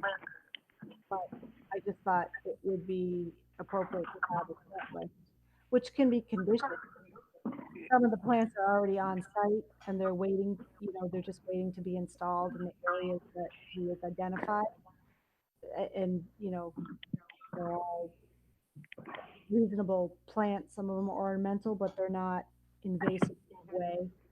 Okay, so if we can condition them, we condition them, mm-hmm. and we know that. And if he doesn't like what we condition, he had a chance to do it ahead of time. Mm-hmm. In fact, Jack, I agree with you 100%. Not only do we condition everything that Amy wants and or wanted, but I also would suggest that we get some existing condition photographs taken as soon as possible and to be incorporated as part of the folder, so that if there are any other allegations going forward, we have exact date, time, and location photos that picture's worth 1,000 words. And, let's just treat it that way. I think that would be a reasonable thing to do from our position, in addition to the order of conditions. And in addition to any conditions that Amy requires. I think this is our best practice, I think. So, I'm all set. does the applicant want to be heard? Yes. Okay, and would you just please identify yourself, sir? Sure. Yep. My name is David Cowell, Senior Wetland Scientist with Hancock Associates, on behalf of Jack Danowski, who is here in attendance this evening. Yeah, I think I can speak to some of the comments that are coming out of the Conservation Commission, and but we agree with everything that's been said. I agree with Amy Maxner's appraisal of this and in the Conservation Commission's deliberation. So we're before you now with the notice of intent. This is an after-the-fact filing for this ornamental koi pond. I believe what had happened was Jack Danowski had a existing swimming pool there, and he had gotten a permit for pool removal, but had not gone through the permitting channels for the ornamental koi pond. Thus is why we're here before you. As Amy implied, the wetland was delineated, and she agreed to that. We're on the outer peripheral margins of that 100-foot buffer zone of the elements of the koi pond that's partially installed now. There's 300 square feet that are in the outer 100-foot margin. As Amy pointed out, it's the wetland is actually located. There's a rise and fall in elevation where everything draining from the area of disturbance drains towards the frontage and the roadway, as opposed to in the direction of the wetland, as with that rise and fall. So it's not a circumstance in which we would need like erosion and sediment controls between the work. Right. To speak to the questions that were outstanding, I was provided with a plant list that was in there. We have written narrative that was in draft format. Again, the site walk I think was held yesterday, and we're scrambling to respond to those comments. I think that's conditionable. I think that's easy to say in a special condition that final execution of work will, is contingent upon receipt and review and approval of a plant list or additional details, which we could certainly provide to you guys. And we would likely make that a pre-construction condition, but go ahead.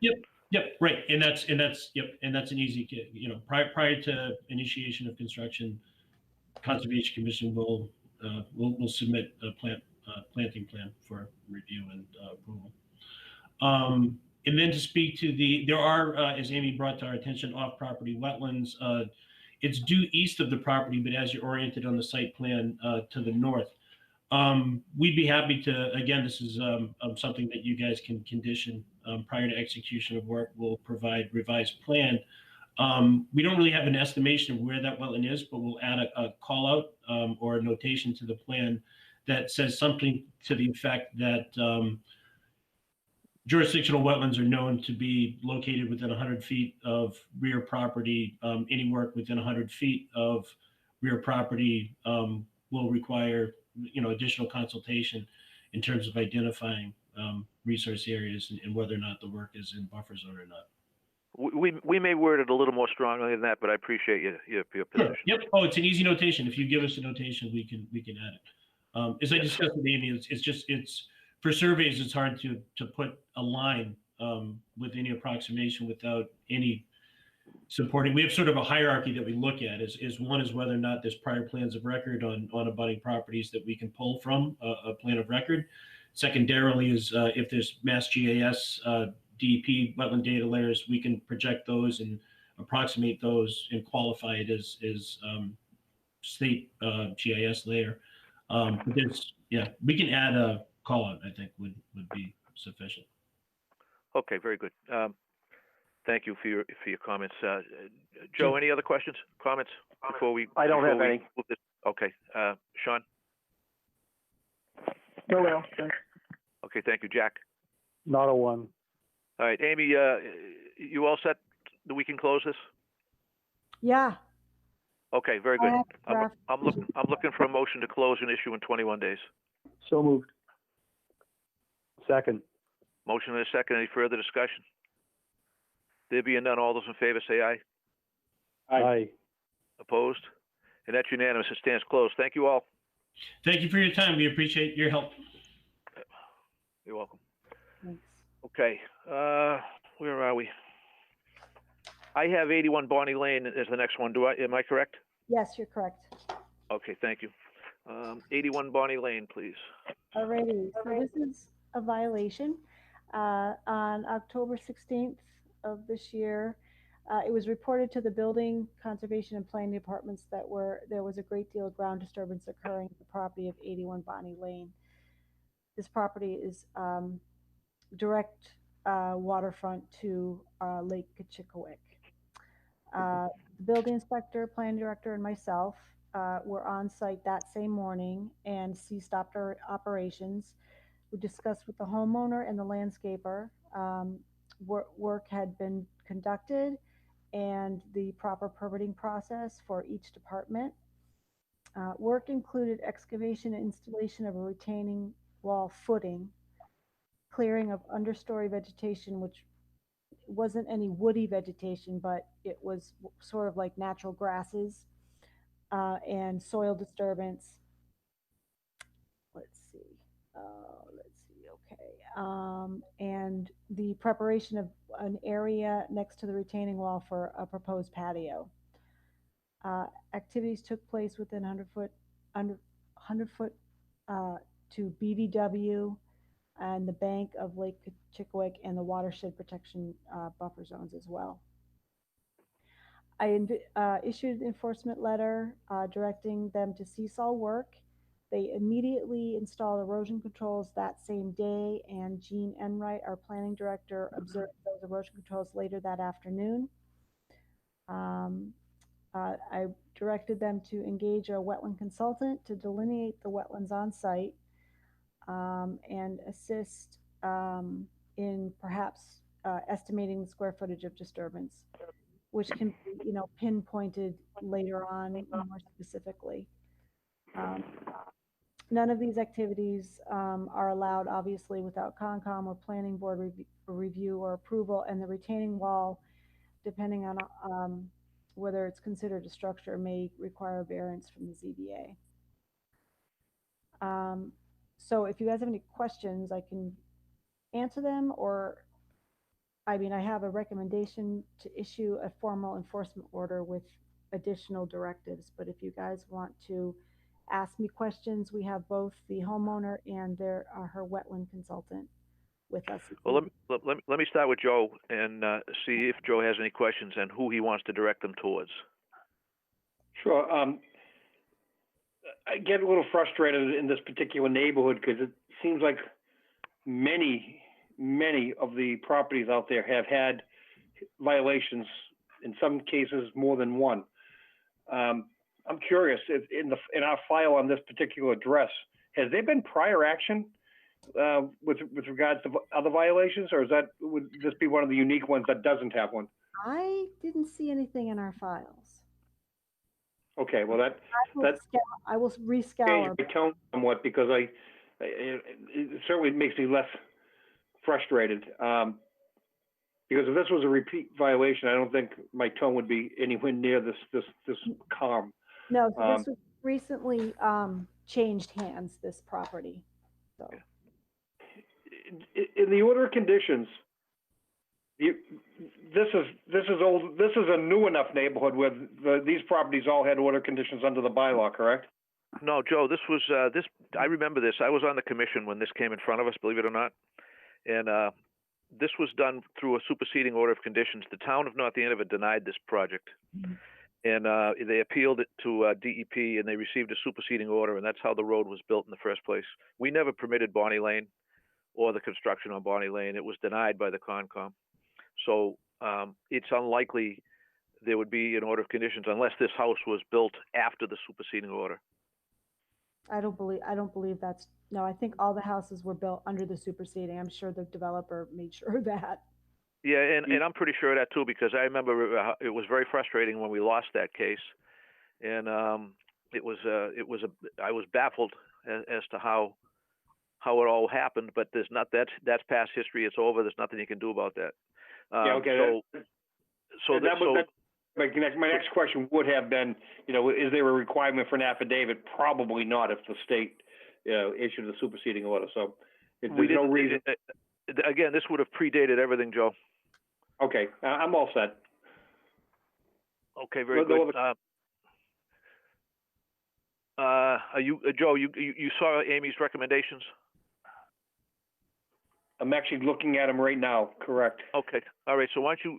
I'm gonna go to Sean, and if you want to come back and ask more questions, I'll come back to you. Sean. Amy, can you help me out with distances to resource areas and lake as far as how close or far away the disturbance is? Yeah, let me look at. Amy, I can answer that too. For the record, this is Julie Von Drock on behalf of Mumi Fan, who is the homeowner of the property. Hi, Julie. How are you guys? How are you? Hey, Julie. Good. The applicant homeowner contacted me just several days ago, so I'm fairly new to working with her. But she, as Amy had mentioned, was issued a violation notice. So I did meet with the applicant on Monday. So I just delineated the wetland on Monday afternoon. She is, from what I understanding, and she can confirm, I think she's only owned the property for maybe 4 or 5 weeks. So I'm not sure if she's new to town, definitely new to the area, and was unaware that she was in violation. I know she had talked with landscapers, and again, she can elaborate on that, who told her she did not, unfortunately, need a permit for the work. Work pretty much was just some soil disturbance and just the beginnings of the construction of a retaining wall. So I did send over, again, I know it's last minute, I just finished some of the work on Monday. I did send over a very rough sketch over to Amy, and kind of just pulling out in the field, my closest limit of disturbance to the soil disturbance from one of the wetland flags was approximately 42 feet. And then to the base of the beginnings of the retaining wall was about 75 feet, according to my, my rough tape pulls out in the field. So no, it doesn't look like there was no tree removal from what I can see, and according to the applicant, does not even look like there was any shrub removal. If you look at their property and the neighboring properties, it's pretty much like a dense, large tree overstory, which is pretty much grass area. So it doesn't look like where the soils were disturbed was more of a natural area, just more of a, more of a natural grassed area, not a very well landscaped lawn, but just more of a cut maintained wilder grass area. And Julie, was that 45 feet from a wetland or from the lake? No, 45 feet from the wetland. So it's a little bit of a tricky delineation. If you go out there, there's actually a very discreet kind of top of bank associated with the lake. And my flag line actually is kind of beyond that. And it was kind of based on the vegetation. So also I did look at the hydric soils along the way. So probably the distance from my flags to the lake, to the actual bank associated with the lake, give or take 8 to 10 feet in some areas. So it wasn't substantially up gradient, but it wasn't right along. If you were to go out there and look at it, one might think the top of bank, was the potential wetland resource area edge, but mine was a little further up gradient. And that was based on soils and kind of a very not so discrete topo break and the vegetation out there. So there is a natural tree vegetation line that has not been disturbed. But the closest point roughly was about 42 feet to what looked like obvious soil disturbance. Wasn't significant. It didn't look like it was really bulldozed. It's something that could be definitely restored even by hand. I talked to the client about that. And we could talk further with Amy whether if this is even a permittable project. I'm still trying to work through the watershed district regulations to see if it's even a permittable project. That's what I was trying to figure out as well. You just kind of focused on it. Is this something that is permittable, but for the fact that they didn't come in front of us? Right, because I think from my understanding, the lot predates the 84 bylaw or whatever it is. So they would have a non-disturbance zone up to 100 feet and then a non-discharge zone up to 250 feet. So depending on the definitions, I think Amy mentioned of whether this wall would be considered a structure, whether change in topography would, if that would trigger it too. So at this point, I think we're gonna have to discuss. And I guess, Amy, if you can chime on in, have you talked to Jean? I know I CC'd her on the email. Has she chimed in whether this is a permittable project or does it require a special permit? She hasn't really indicated either way. I haven't really been able to sit down with her either. We've just Okay. been busy too. Because I've spoke with my client, and again, she can add on in. If this is a non-permittable project, she appears to be fully compliant. She's very sorry this had occurred. So if it's a non-permittable project, I think it could be easily restored, even probably by hand. Most of the work, removal of just a few, the base or the footings, like you said, of the stone wall there. If it's permittable, obviously, would need a conservation permit. Possibly, if I'm looking at, may need a special permit. Like you mentioned, I'm not sure if that wall meets the definition of structure. And if that'd be a new permanent structure, I think that needs a variance from how I look at the regulations right now. Yeah, thanks, Amy and Julie. And gentlemen, my name is Mumi Fan. I just want to kind of add my 2 cents. I am the homeowner of 81 Bonnie Lane. Really, thank you for having me today, and I sincerely apologize for the inconvenience. I understand now how precious this lake is to, and it means to the town. And I'm new to this property. I just closed at the end of August. And through the not correct consultations with the landscaper company, this is where I am. So one more time, I am truly apologizing for this unauthorized work. But as soon as I was told and informed about this, all the work have been stopped immediately, and I follow exactly the request and the ask from the letter that Amy sent. So I want to be a good citizen to the town, and I am a good citizen. So I want to kind of become very compliant with everything that the Conservation Commission that you all will pass today. So I'm here to listen and take kind of what's next steps. Well, thank you very much. We appreciate hearing from you very much. Yeah. And so just to finish my line of thought yes. to these folks. Yes. So if concerning the recommendations, I think you want to certainly stabilize, get more information, but before we go ahead and have them put it back to the way it was, should we wait to see if this is an approvable project? Sure, I guess. That was Sean. That was going to be my suggestion. If I may, I was going to suggest that we issue an enforcement order to stabilize as much stabilizing as is necessary, but then to stand by and wait and see what the other boards and what happens, because typically on our application we would want them to have all of that other stuff in line before they come to us. We like them to come to us last. So that would have been my recommendation, is to stabilize and then stand by and see what happens with the other boards, with planning and everything else. Anybody have any thoughts on that? Yeah, this is Joe. I completely agree with that, but I do think there needs to be some sort of time limitation specified. It sounds like everybody has good faith right now, but we are coming into a season where, if they can't physically do work, I think we ought to be getting something before us and in some sort of official capacity, and I think giving them 90 days is reasonable to flush out those other boards and other requirements. And right. And obviously, if they're making headway but haven't completed those steps yet, when day 91 comes along, we certainly extend the timetable. But I think there needs to be some sort of a motivation and timing. I think that sounds good to me as well. Sean, what do you think about that? Sounds good. Okay, and Jack?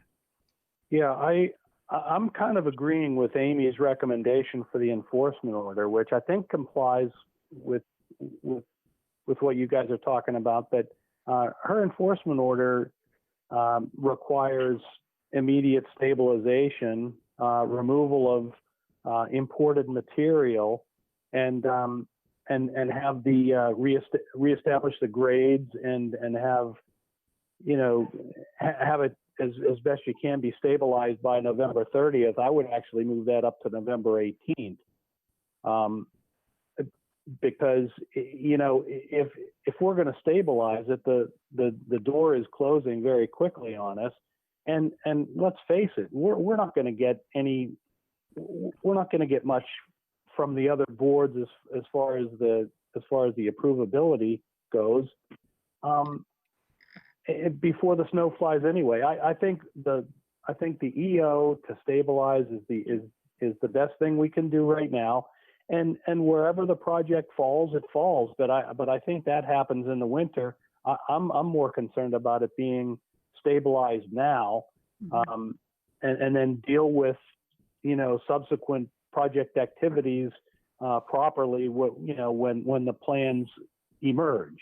So I would add one thing to Amy's recommendations, and that would be monumentation of the buffer zone to the resource area, because it seems like that to over communicate in situations like this is better than under communicating, and I think those medallions we have are subtle and elegant. So that's my input. That sounds good, Jack, as well. And I also, when we talk about erosion controls, my opinion is that erosion controls mean exactly that. It means high quality erosion controls, silt fence, the whole 9 yards. It doesn't mean a silt sock that goes up about 6 inches.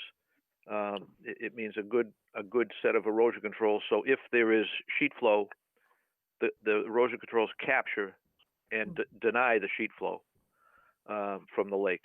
So that would be my opinion as well. Currently, there's silt sock and silt fence out there. It does, of course, gently slope down to the lake. I know, Amy, you've seen the site. It doesn't look like there's a high probability that you're going to have a lot of soil movement just based on how this disturbance is. Obviously, we're probably not going to get much growth or seed germination at this point in time. Again, I'll leave that to Amy too. I don't know if some jute matting would help, but it's really not a very steep area that I think it's going to wash out in that particular area. Maybe we can add another row of erosion control at the base of where the wall was being built to. But again, I find it hard, even in a heavy rain, that there'd be a lot of washing down. But there is both the silt socks and the siltation fence in line there right now. I appreciate that, Julie. That's the one thing that once they fail, we can't get it back. So right. I'd rather see you overbuild that. And if you could, that would be great. I have a follow-up question on the conditions that Jack was agreeing with on that Amy had drafted, and that's the removal of the imported material. So I guess I don't know what it is and to what volume it exists on site, and how vulnerable is it? Because if the applicant's inclination, and again, I'm not trying to be forgiving, but if their inclination is to move forward with a project that may come before us, I don't see getting the material out if it's not a vulnerability makes any sense. Only to bring it back in later on, but if it can be protected and kept on site, that may make sense. But I don't know what it is. So, what is the material talking about? Looks like we have crushed stone, and we have a pallet of what look like paver blocks or retaining wall blocks. Right, and some fine sand that was starting for the base of the patio. I did send some pictures, Amy. You can maybe forward them over to the members. Like I said, it only looks like there's I can only visibly see maybe 2 tiers of blocks. It's almost like it's not even a high wall. It's just the base, and it was a natural slope down anyway. So they're almost building the base of this wall where it was just like a natural hump anyway. So it wasn't like they built too much up or was destroying a slope. It was basically just kind of building up, and they probably would have backfilled once they got to the top of it, but haven't got to that point. So again, not too much significant disturbance upgrading of that wall area. Yeah, there's just a little pile of crushed stone that was probably used for a footing base. It's a very small pile. And the rest was, I guess, it wasn't look like it was too much excavation for where they're going to put the patio. It looks like they were maybe starting to level it out. I'm not sure if there was equipment on site to do that for that work, but the area that was disturbed, like I said, I was even talking to the applicant, is probably an area that could be hand raked. I can't see why that couldn't even be hand raked and stabilized. It's not very steep and it's not mounds of dirt out there. It's just something that needed a little hand grading. Yeah, so that's, I was trying to drive at, Julie, thank you, is that, you know, there are some materials that are pretty inert and pretty stable by definition, you know, crushed stone blocks and pavers. You know, I don't see any reason why they need to be removed from site, but any stockpile material that was excavated or, you know. Yep. No, there's nothing really like that out there, to be honest with you. There's nothing like that. It's just like a little disturbance of kind of like the topography, but you know, maybe inches. A little material. Yeah, material. So that's my perspective on that. I don't think that needs to come out from where I stand. Okay. But you know, obviously, if that project doesn't move forward under this enforcement action, it will ultimately need to come out. But I don't think it needs to happen in the next, you know, 3 weeks or the next 30 days or 90 days. I guess my question too, obviously I have to go with the applicant, whether it's worth the time, the money, if it's even an approvable project, if they're willing to go through all that. If they decided not to move forward with the project, could we do restoration and removal under an enforcement order, or would you guys require notice of intent to restore that area? Any thoughts on that? I would recommend just operating under an enforcement order. It's clean, quicker. Yes. Okay. Yeah, I would too. And you know, we don't know where this project is going to go. Right. So if we don't remove those, there's a pallet of blocks in there. There's crushed stone. Look, and I agree, it's probably inert. But what if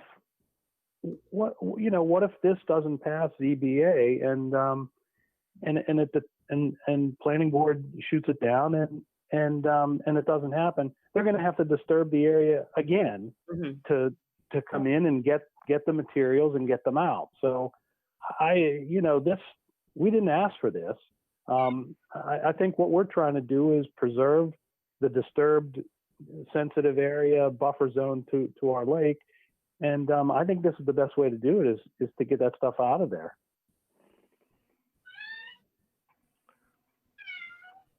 Jack, I'm looking at the pictures. There are two pictures that I have in the email. I just sent you additional pictures too. Okay, I haven't opened those yet, but I'm looking at the ones that I do have, and I'm thinking right now, I'd rather I'm looking at that erosion controls that are set up that we were just talking about in picture number 2 with the lake in the background. Yeah. And I would rather see those erosion controls bolstered up.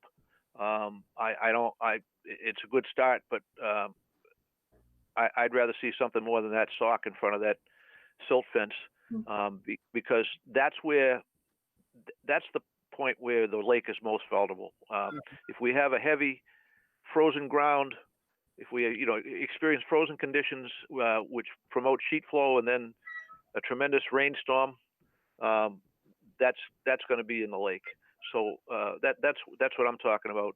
I don't know if I would want to see everything removed, Jack. I'm just not sure. I might have to go on site to make that call.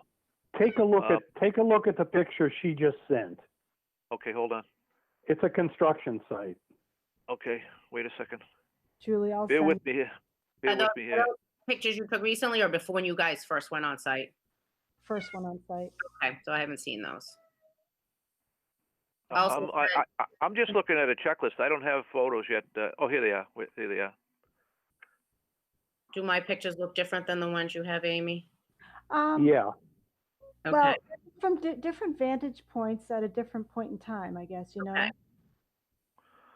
Hold on, Julie and Amy and everybody. I'm just getting my pictures to open up now. Okay. I have the oldest computer. Yeah, okay. These pictures are a little more telling. They show a lot of soil movement and a lot of debris, a lot of stuff that potentially could move.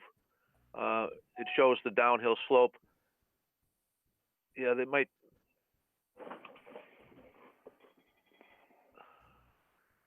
Yeah, there might be some necessity to remove or some of it anyway, but definitely erosion controls are paramount. And I guess whatever it takes to stabilize it. I might want to go out to the site and look at it, to be honest with you, but yeah, it's probably worth it. Yeah. Yeah, based on what I'm seeing on the pictures, Julie, it might be, Okay. Jack's Jack's right on with the removal of some of it. It would have to be identified as to what's to be removed. Or basically, Well, they have topsoil over some of it, it looks like, and then I it see it. turns to kind of clay looking material, lighter colored material, where there's a lot of those segmented blocks are in there. They're going to have to move those to stabilize that anyway, to top it with topsoil and put grass in anyway. So they're going to have to move the stuff. And typically, all right. Typically the soils around the watershed are clay based. Historically, that's what we found around that lake. So if that's exposed clay, yeah, that's a problem. So I see what you're getting at, Jack. Yeah, having seen the pictures, Jack, having seen the pictures now, I agree too. The blocks and the pavers are the least of their concern, and where they're located, to come in and get them would only be disturbing the area that's already disturbed. So yeah, I kind of thought this was the other way around. The blocks would be, on an undisturbed area, and they could easily just pull them out in the future. But that's not the case. Yeah, they need to come out now. Okay. So would you say that discussion that we just have should be added to the language in the enforcement order, Amy? I think it's already in there. Is it? Yeah. Yeah. Okay. Very good. Very good. I'm sorry.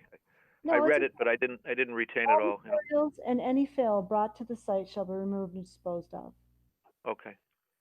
So, this recommendation came from my vantage point that possibly this, we didn't really want anything going on this close to the lake, but but your point is well taken. If it is approvable, then, the immediate removal of material and stabilization makes sense. Yeah, let's err on the side of caution with this one. So I just want to make sure, Julie, I know you know, but I want for the homeowner just to, obviously, you're not going to get a waiver from our 50-foot no build zone with any patio or anything like that. Yep, correct. Yep. And honestly, I think it's maybe good that Lou isn't here tonight because he'd be going ballistic. And I'm very sensitized to our lake and our sole drinking water supply. So, I just think value engineering this so that it is the smallest footprint possible. And then, restoration, I don't know if I'd want to see turf grass, around, I don't, to introduce sort of like, meticulous landscaping as a result of, having a patio. I wouldn't want to see turf grass, further down from what exists above next to the house. So that's just my perspective. But.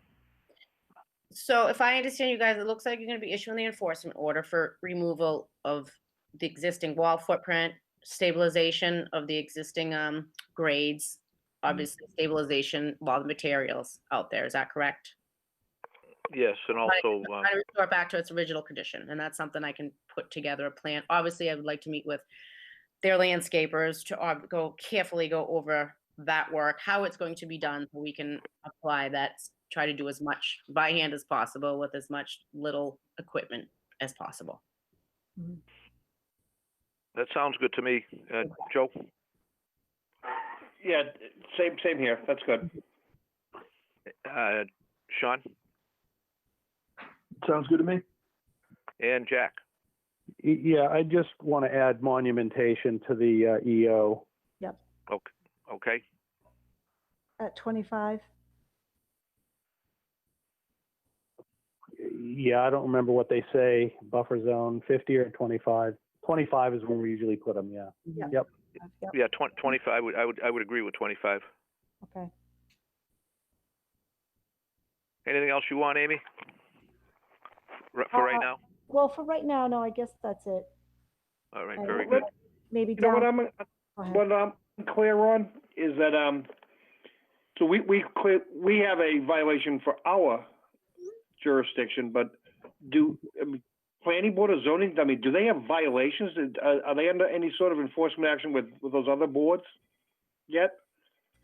They to understate that they've already required is my perspective on this.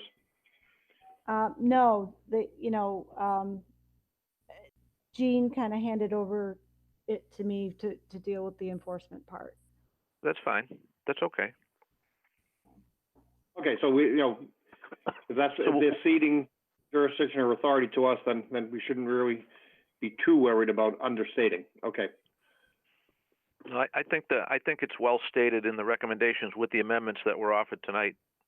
I think it really does the best to protect the lake. I think anyway. I agree. So with that, I would ask for a motion to issue the enforcement order. So moved. Second.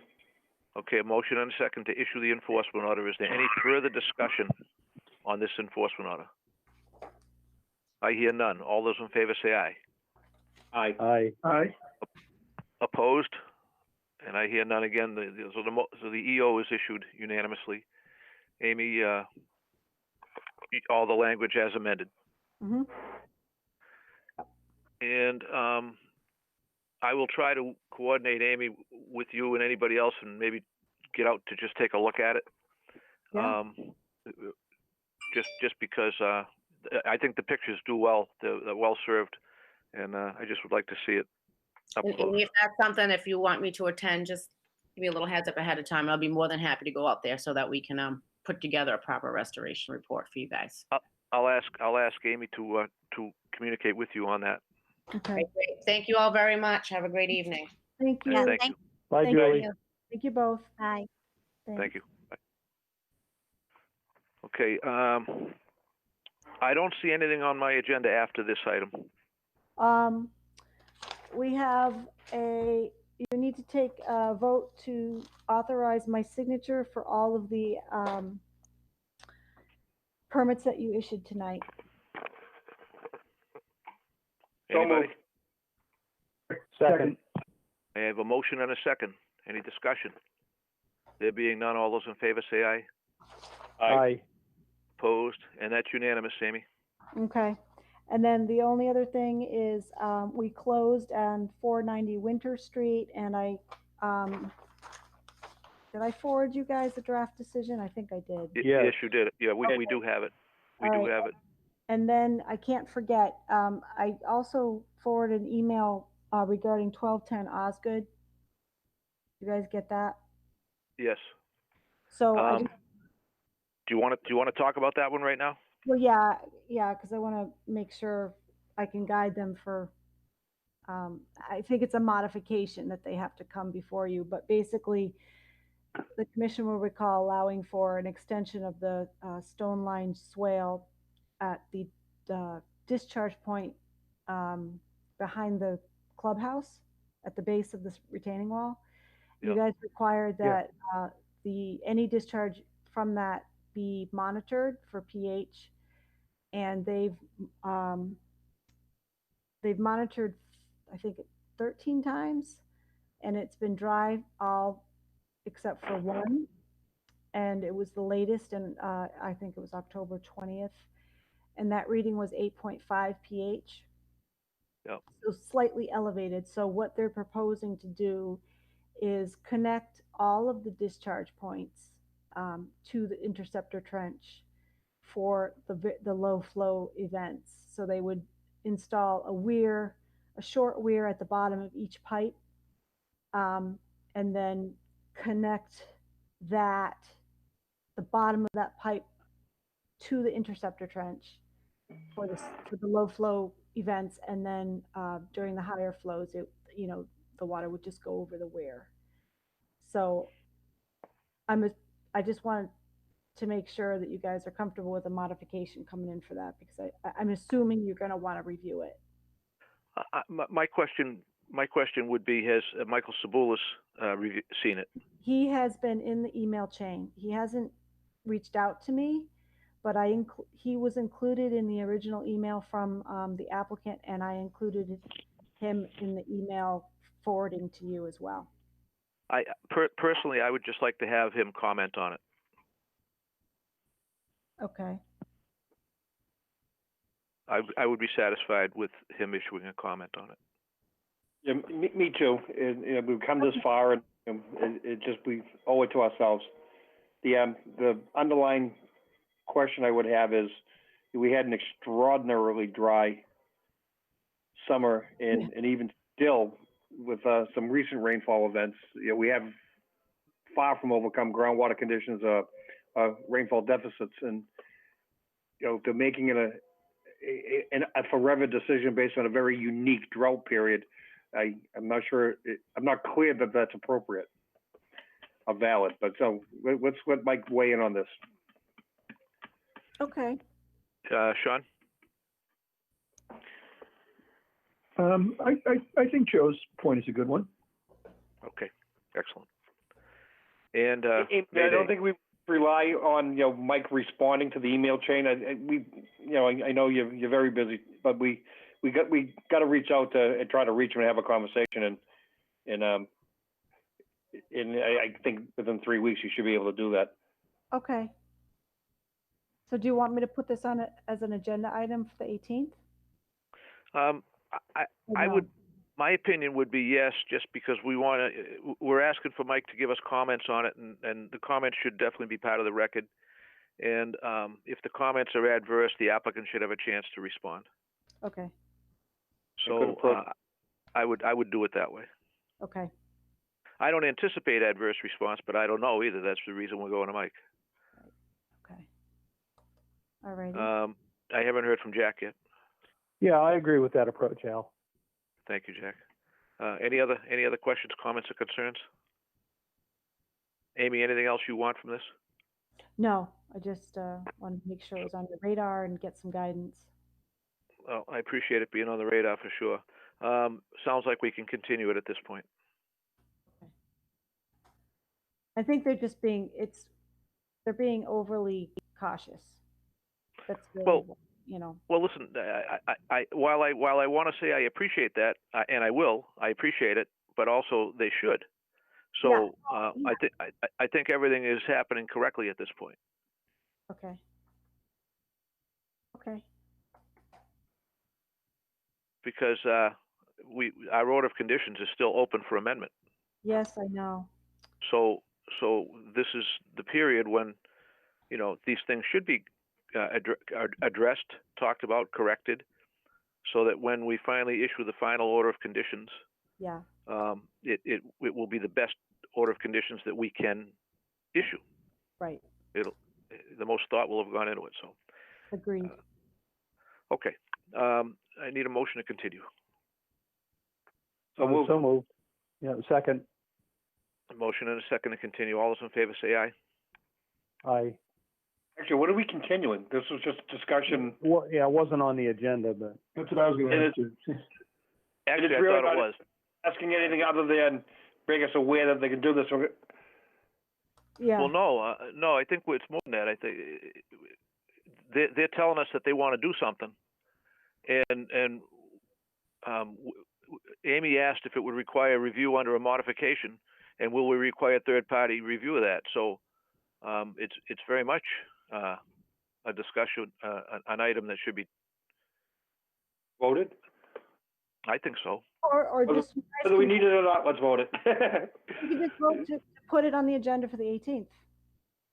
And if you put it on for the 18th, that makes sense. And in the meanwhile, let them know what it is that we're going to be talking about on the 18th, so they can address it. Okay. Yep. And hopefully Michael will have time to comment on it, and we can have everything ready to go on that day. Okay. And the discussion will be specific to that one item, nothing else. Exactly. Yes. Okay. Yep. Thank you. Yep. All right. Anything else you need, Amy? No, that's it for that. Okay. Are there any other items to come before the commission at this time? Just the draft decision for 490 Winter. Okay. Thank you. Thank you for reminding me of that. Let me go back to that. All right. You go ahead and start I'll open it. Okay. So let's see here.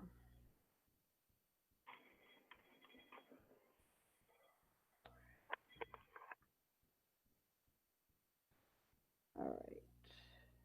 So condition number 32. I just make it clear that we agree with the delineation of the segment of the delineation that I reviewed, but it should be noted that the wetland is more extensive than the shown on the plan, and based on Conservation Department staff site observations, the wetland extends to the rear of the subject lot, although off property, and that the 100-foot buffer zone does encumber a portion of the backyard of the 490 Winter. Just to make it achingly clear. And then, were you talking about having them put an estimated buffer zone or estimated resource zones? I was, but after talking to David Cowell, that surveyors, they're just not comfortable with doing that, and I get it now. From a surveying point of view, they don't have frame of reference or anything to hang their hat on. So, but okay, he did agree to make a notation on the plan that wetlands exist towards the rear, and buffer zone encumbers part of the rear yard, which is, I think, the best we can do.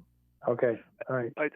Do you think that as part of that language, it should be an acknowledgement by the applicant agreeing to that fact? Or is the order of conditions sufficient to constitute agreement? Mm-hmm. Because it sounds like this applicant requires adult supervision. Yeah.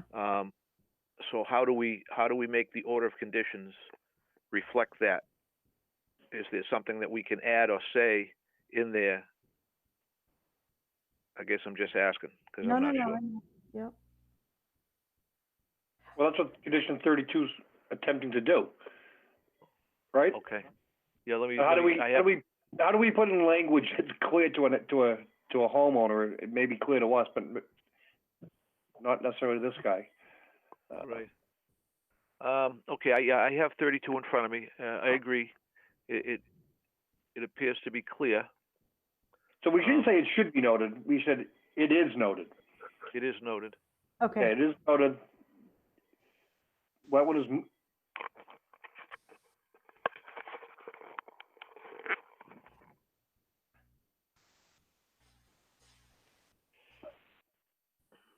Yeah, I'm struggling with this more extensive than shown on the plan.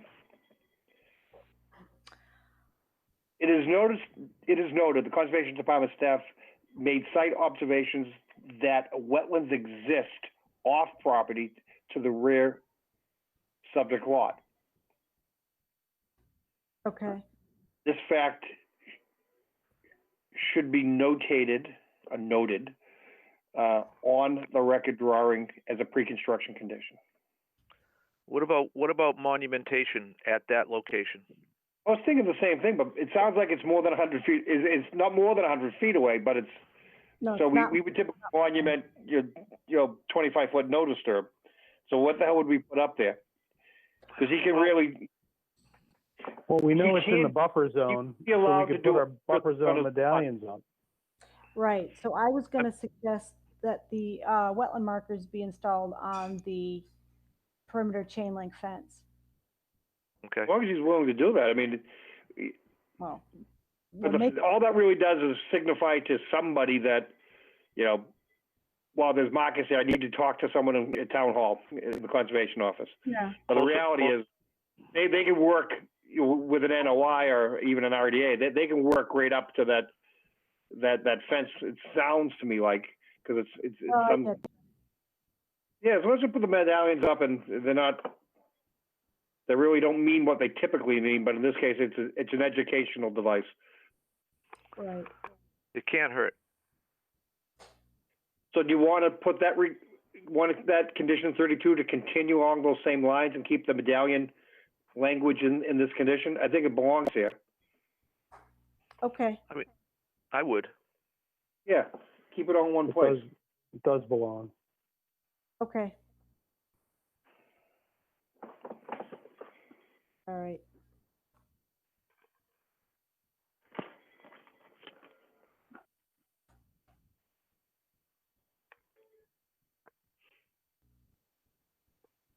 Okay. Do you have any pre-construction? Oh, Condition. so I just wrote down your idea of photos of pre-construction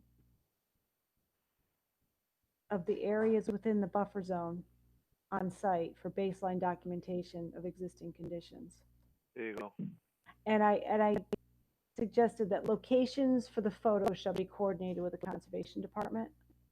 Okay. Does that make sense? I think that's a really good idea, actually. Okay. Then put it in there. Okay.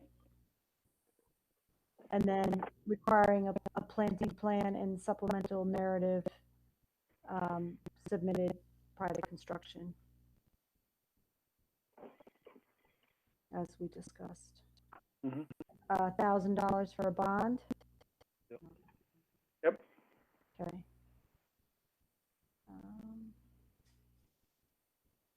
I didn't see any a necessity for emergency erosion control.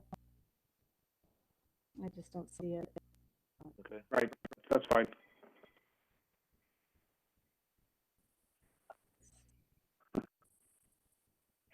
And I'm certain that dewatering isn't going to happen here.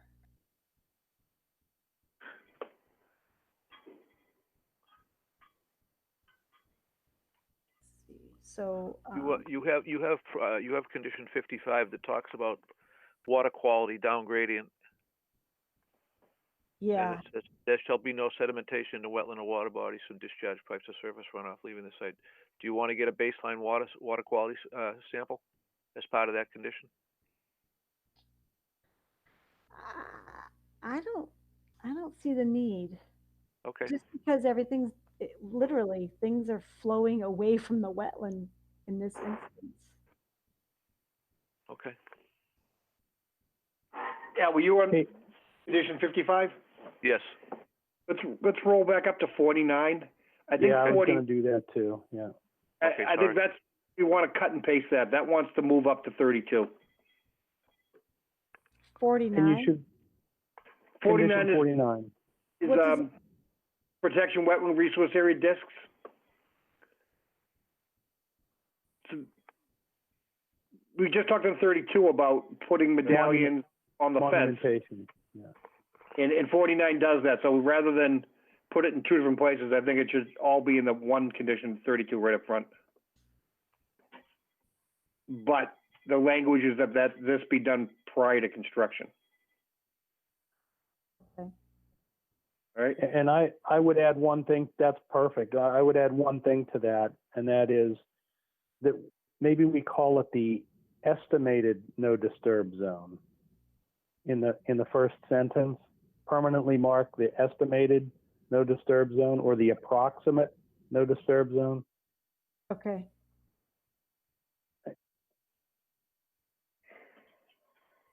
Since we don't know precisely where the line is.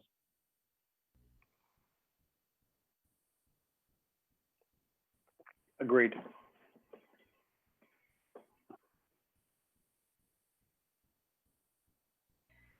$49. Yeah. Yeah. 49. You have highlighted prior to construction. What does your 49 say? 49 says getting the erosion control monitor. Ours says prior to construction. Oh, all right. On-site. Okay, never mind. Got it. I kicked it because I added a couple. Okay, never mind. Yeah. Yeah, that's 40. That's condition 48 on our version. So this should be, so that you're saying incorporated into number 32. Yes. Okay. Got it. With Jack's amended language. Yes.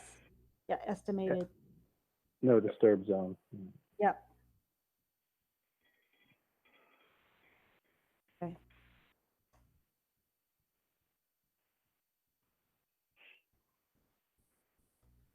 Okay.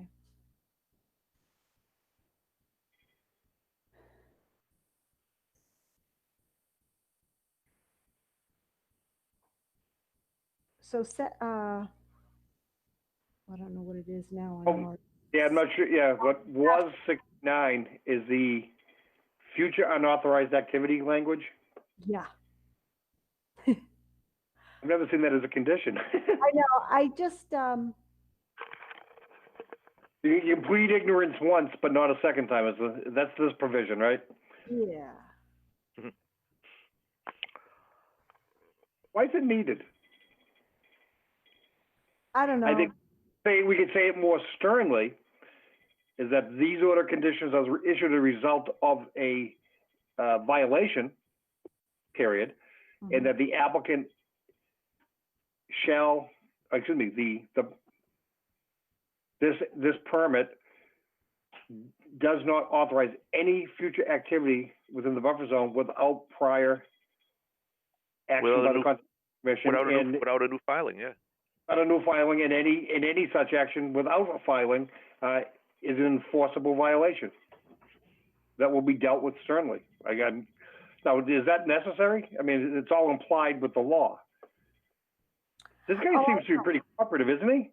Let me ask this question, Amy. I think if you can answer it, is there any portion of the site that is not jurisdictional?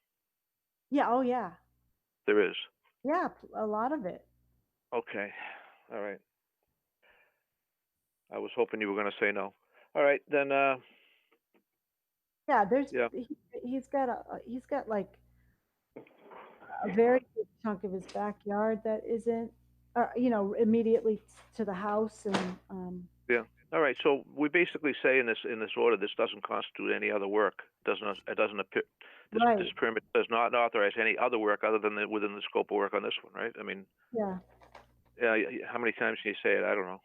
I know. The reason I added the ability to fine immediately on mine or in coordination with Lou, because I wouldn't issue fines without you guys voting.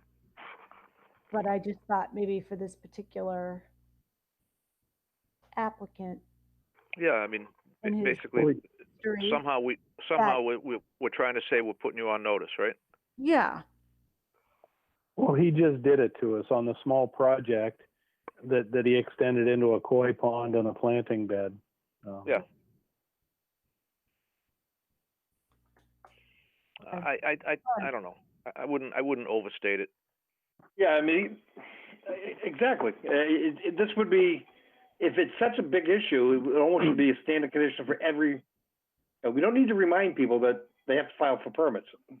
Right, and in this case here, definitely there's plenty of history in the file. Okay. So you don't want me to? So do you want me to eliminate the fines language? I think it's overly harsh. Okay. Okay. That's my opinion. I could be swayed, but I don't think it's necessary and it shouldn't be in here. Okay. The past history. Was this written in here to partially appease the abutter who raised allegations of other enforcement actions? Is that the reasoning behind it? This is the one where the neighbor had some complaints, right? Yep. Yeah. Are we putting it in to appease them? A combination, I guess. I mean, it's sort of like I was on site yesterday with a Hancock representative and the applicant, and I had to repeat myself like 3 times just to make sure he understood that, no more work in the buffer without, without coming to us first. No more. Right. So is the buffer zone identified by markers now? It will be. Okay, so once the buffer zone's identified, that's sufficient notice right there. It's like putting up a no trespassing sign. That's notice under the law. Yeah. But I appreciate what Amy's doing here. I mean, we do have somebody that, you know, may be a habitual offender. And she's trying to be proactive. So, And, Well, and I understand that too, but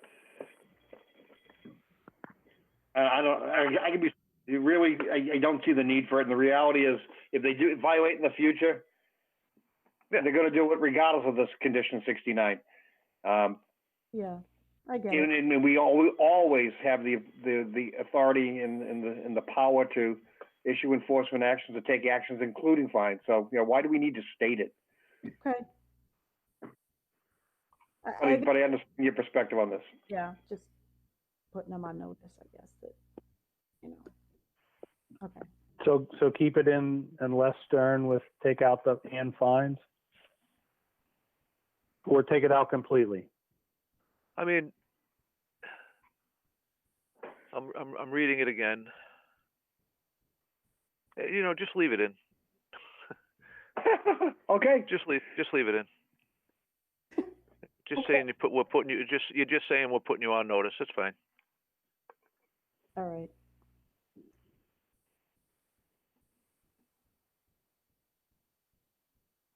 And that's it, right? Yeah. Nothing else substantive. No. You have number 72, which is perpetual. Yep. Yeah. Looks good to me, guys. Okay. Same here. I move that we adopt the order conditions as amended. Second. A motion and a second. Any further discussion?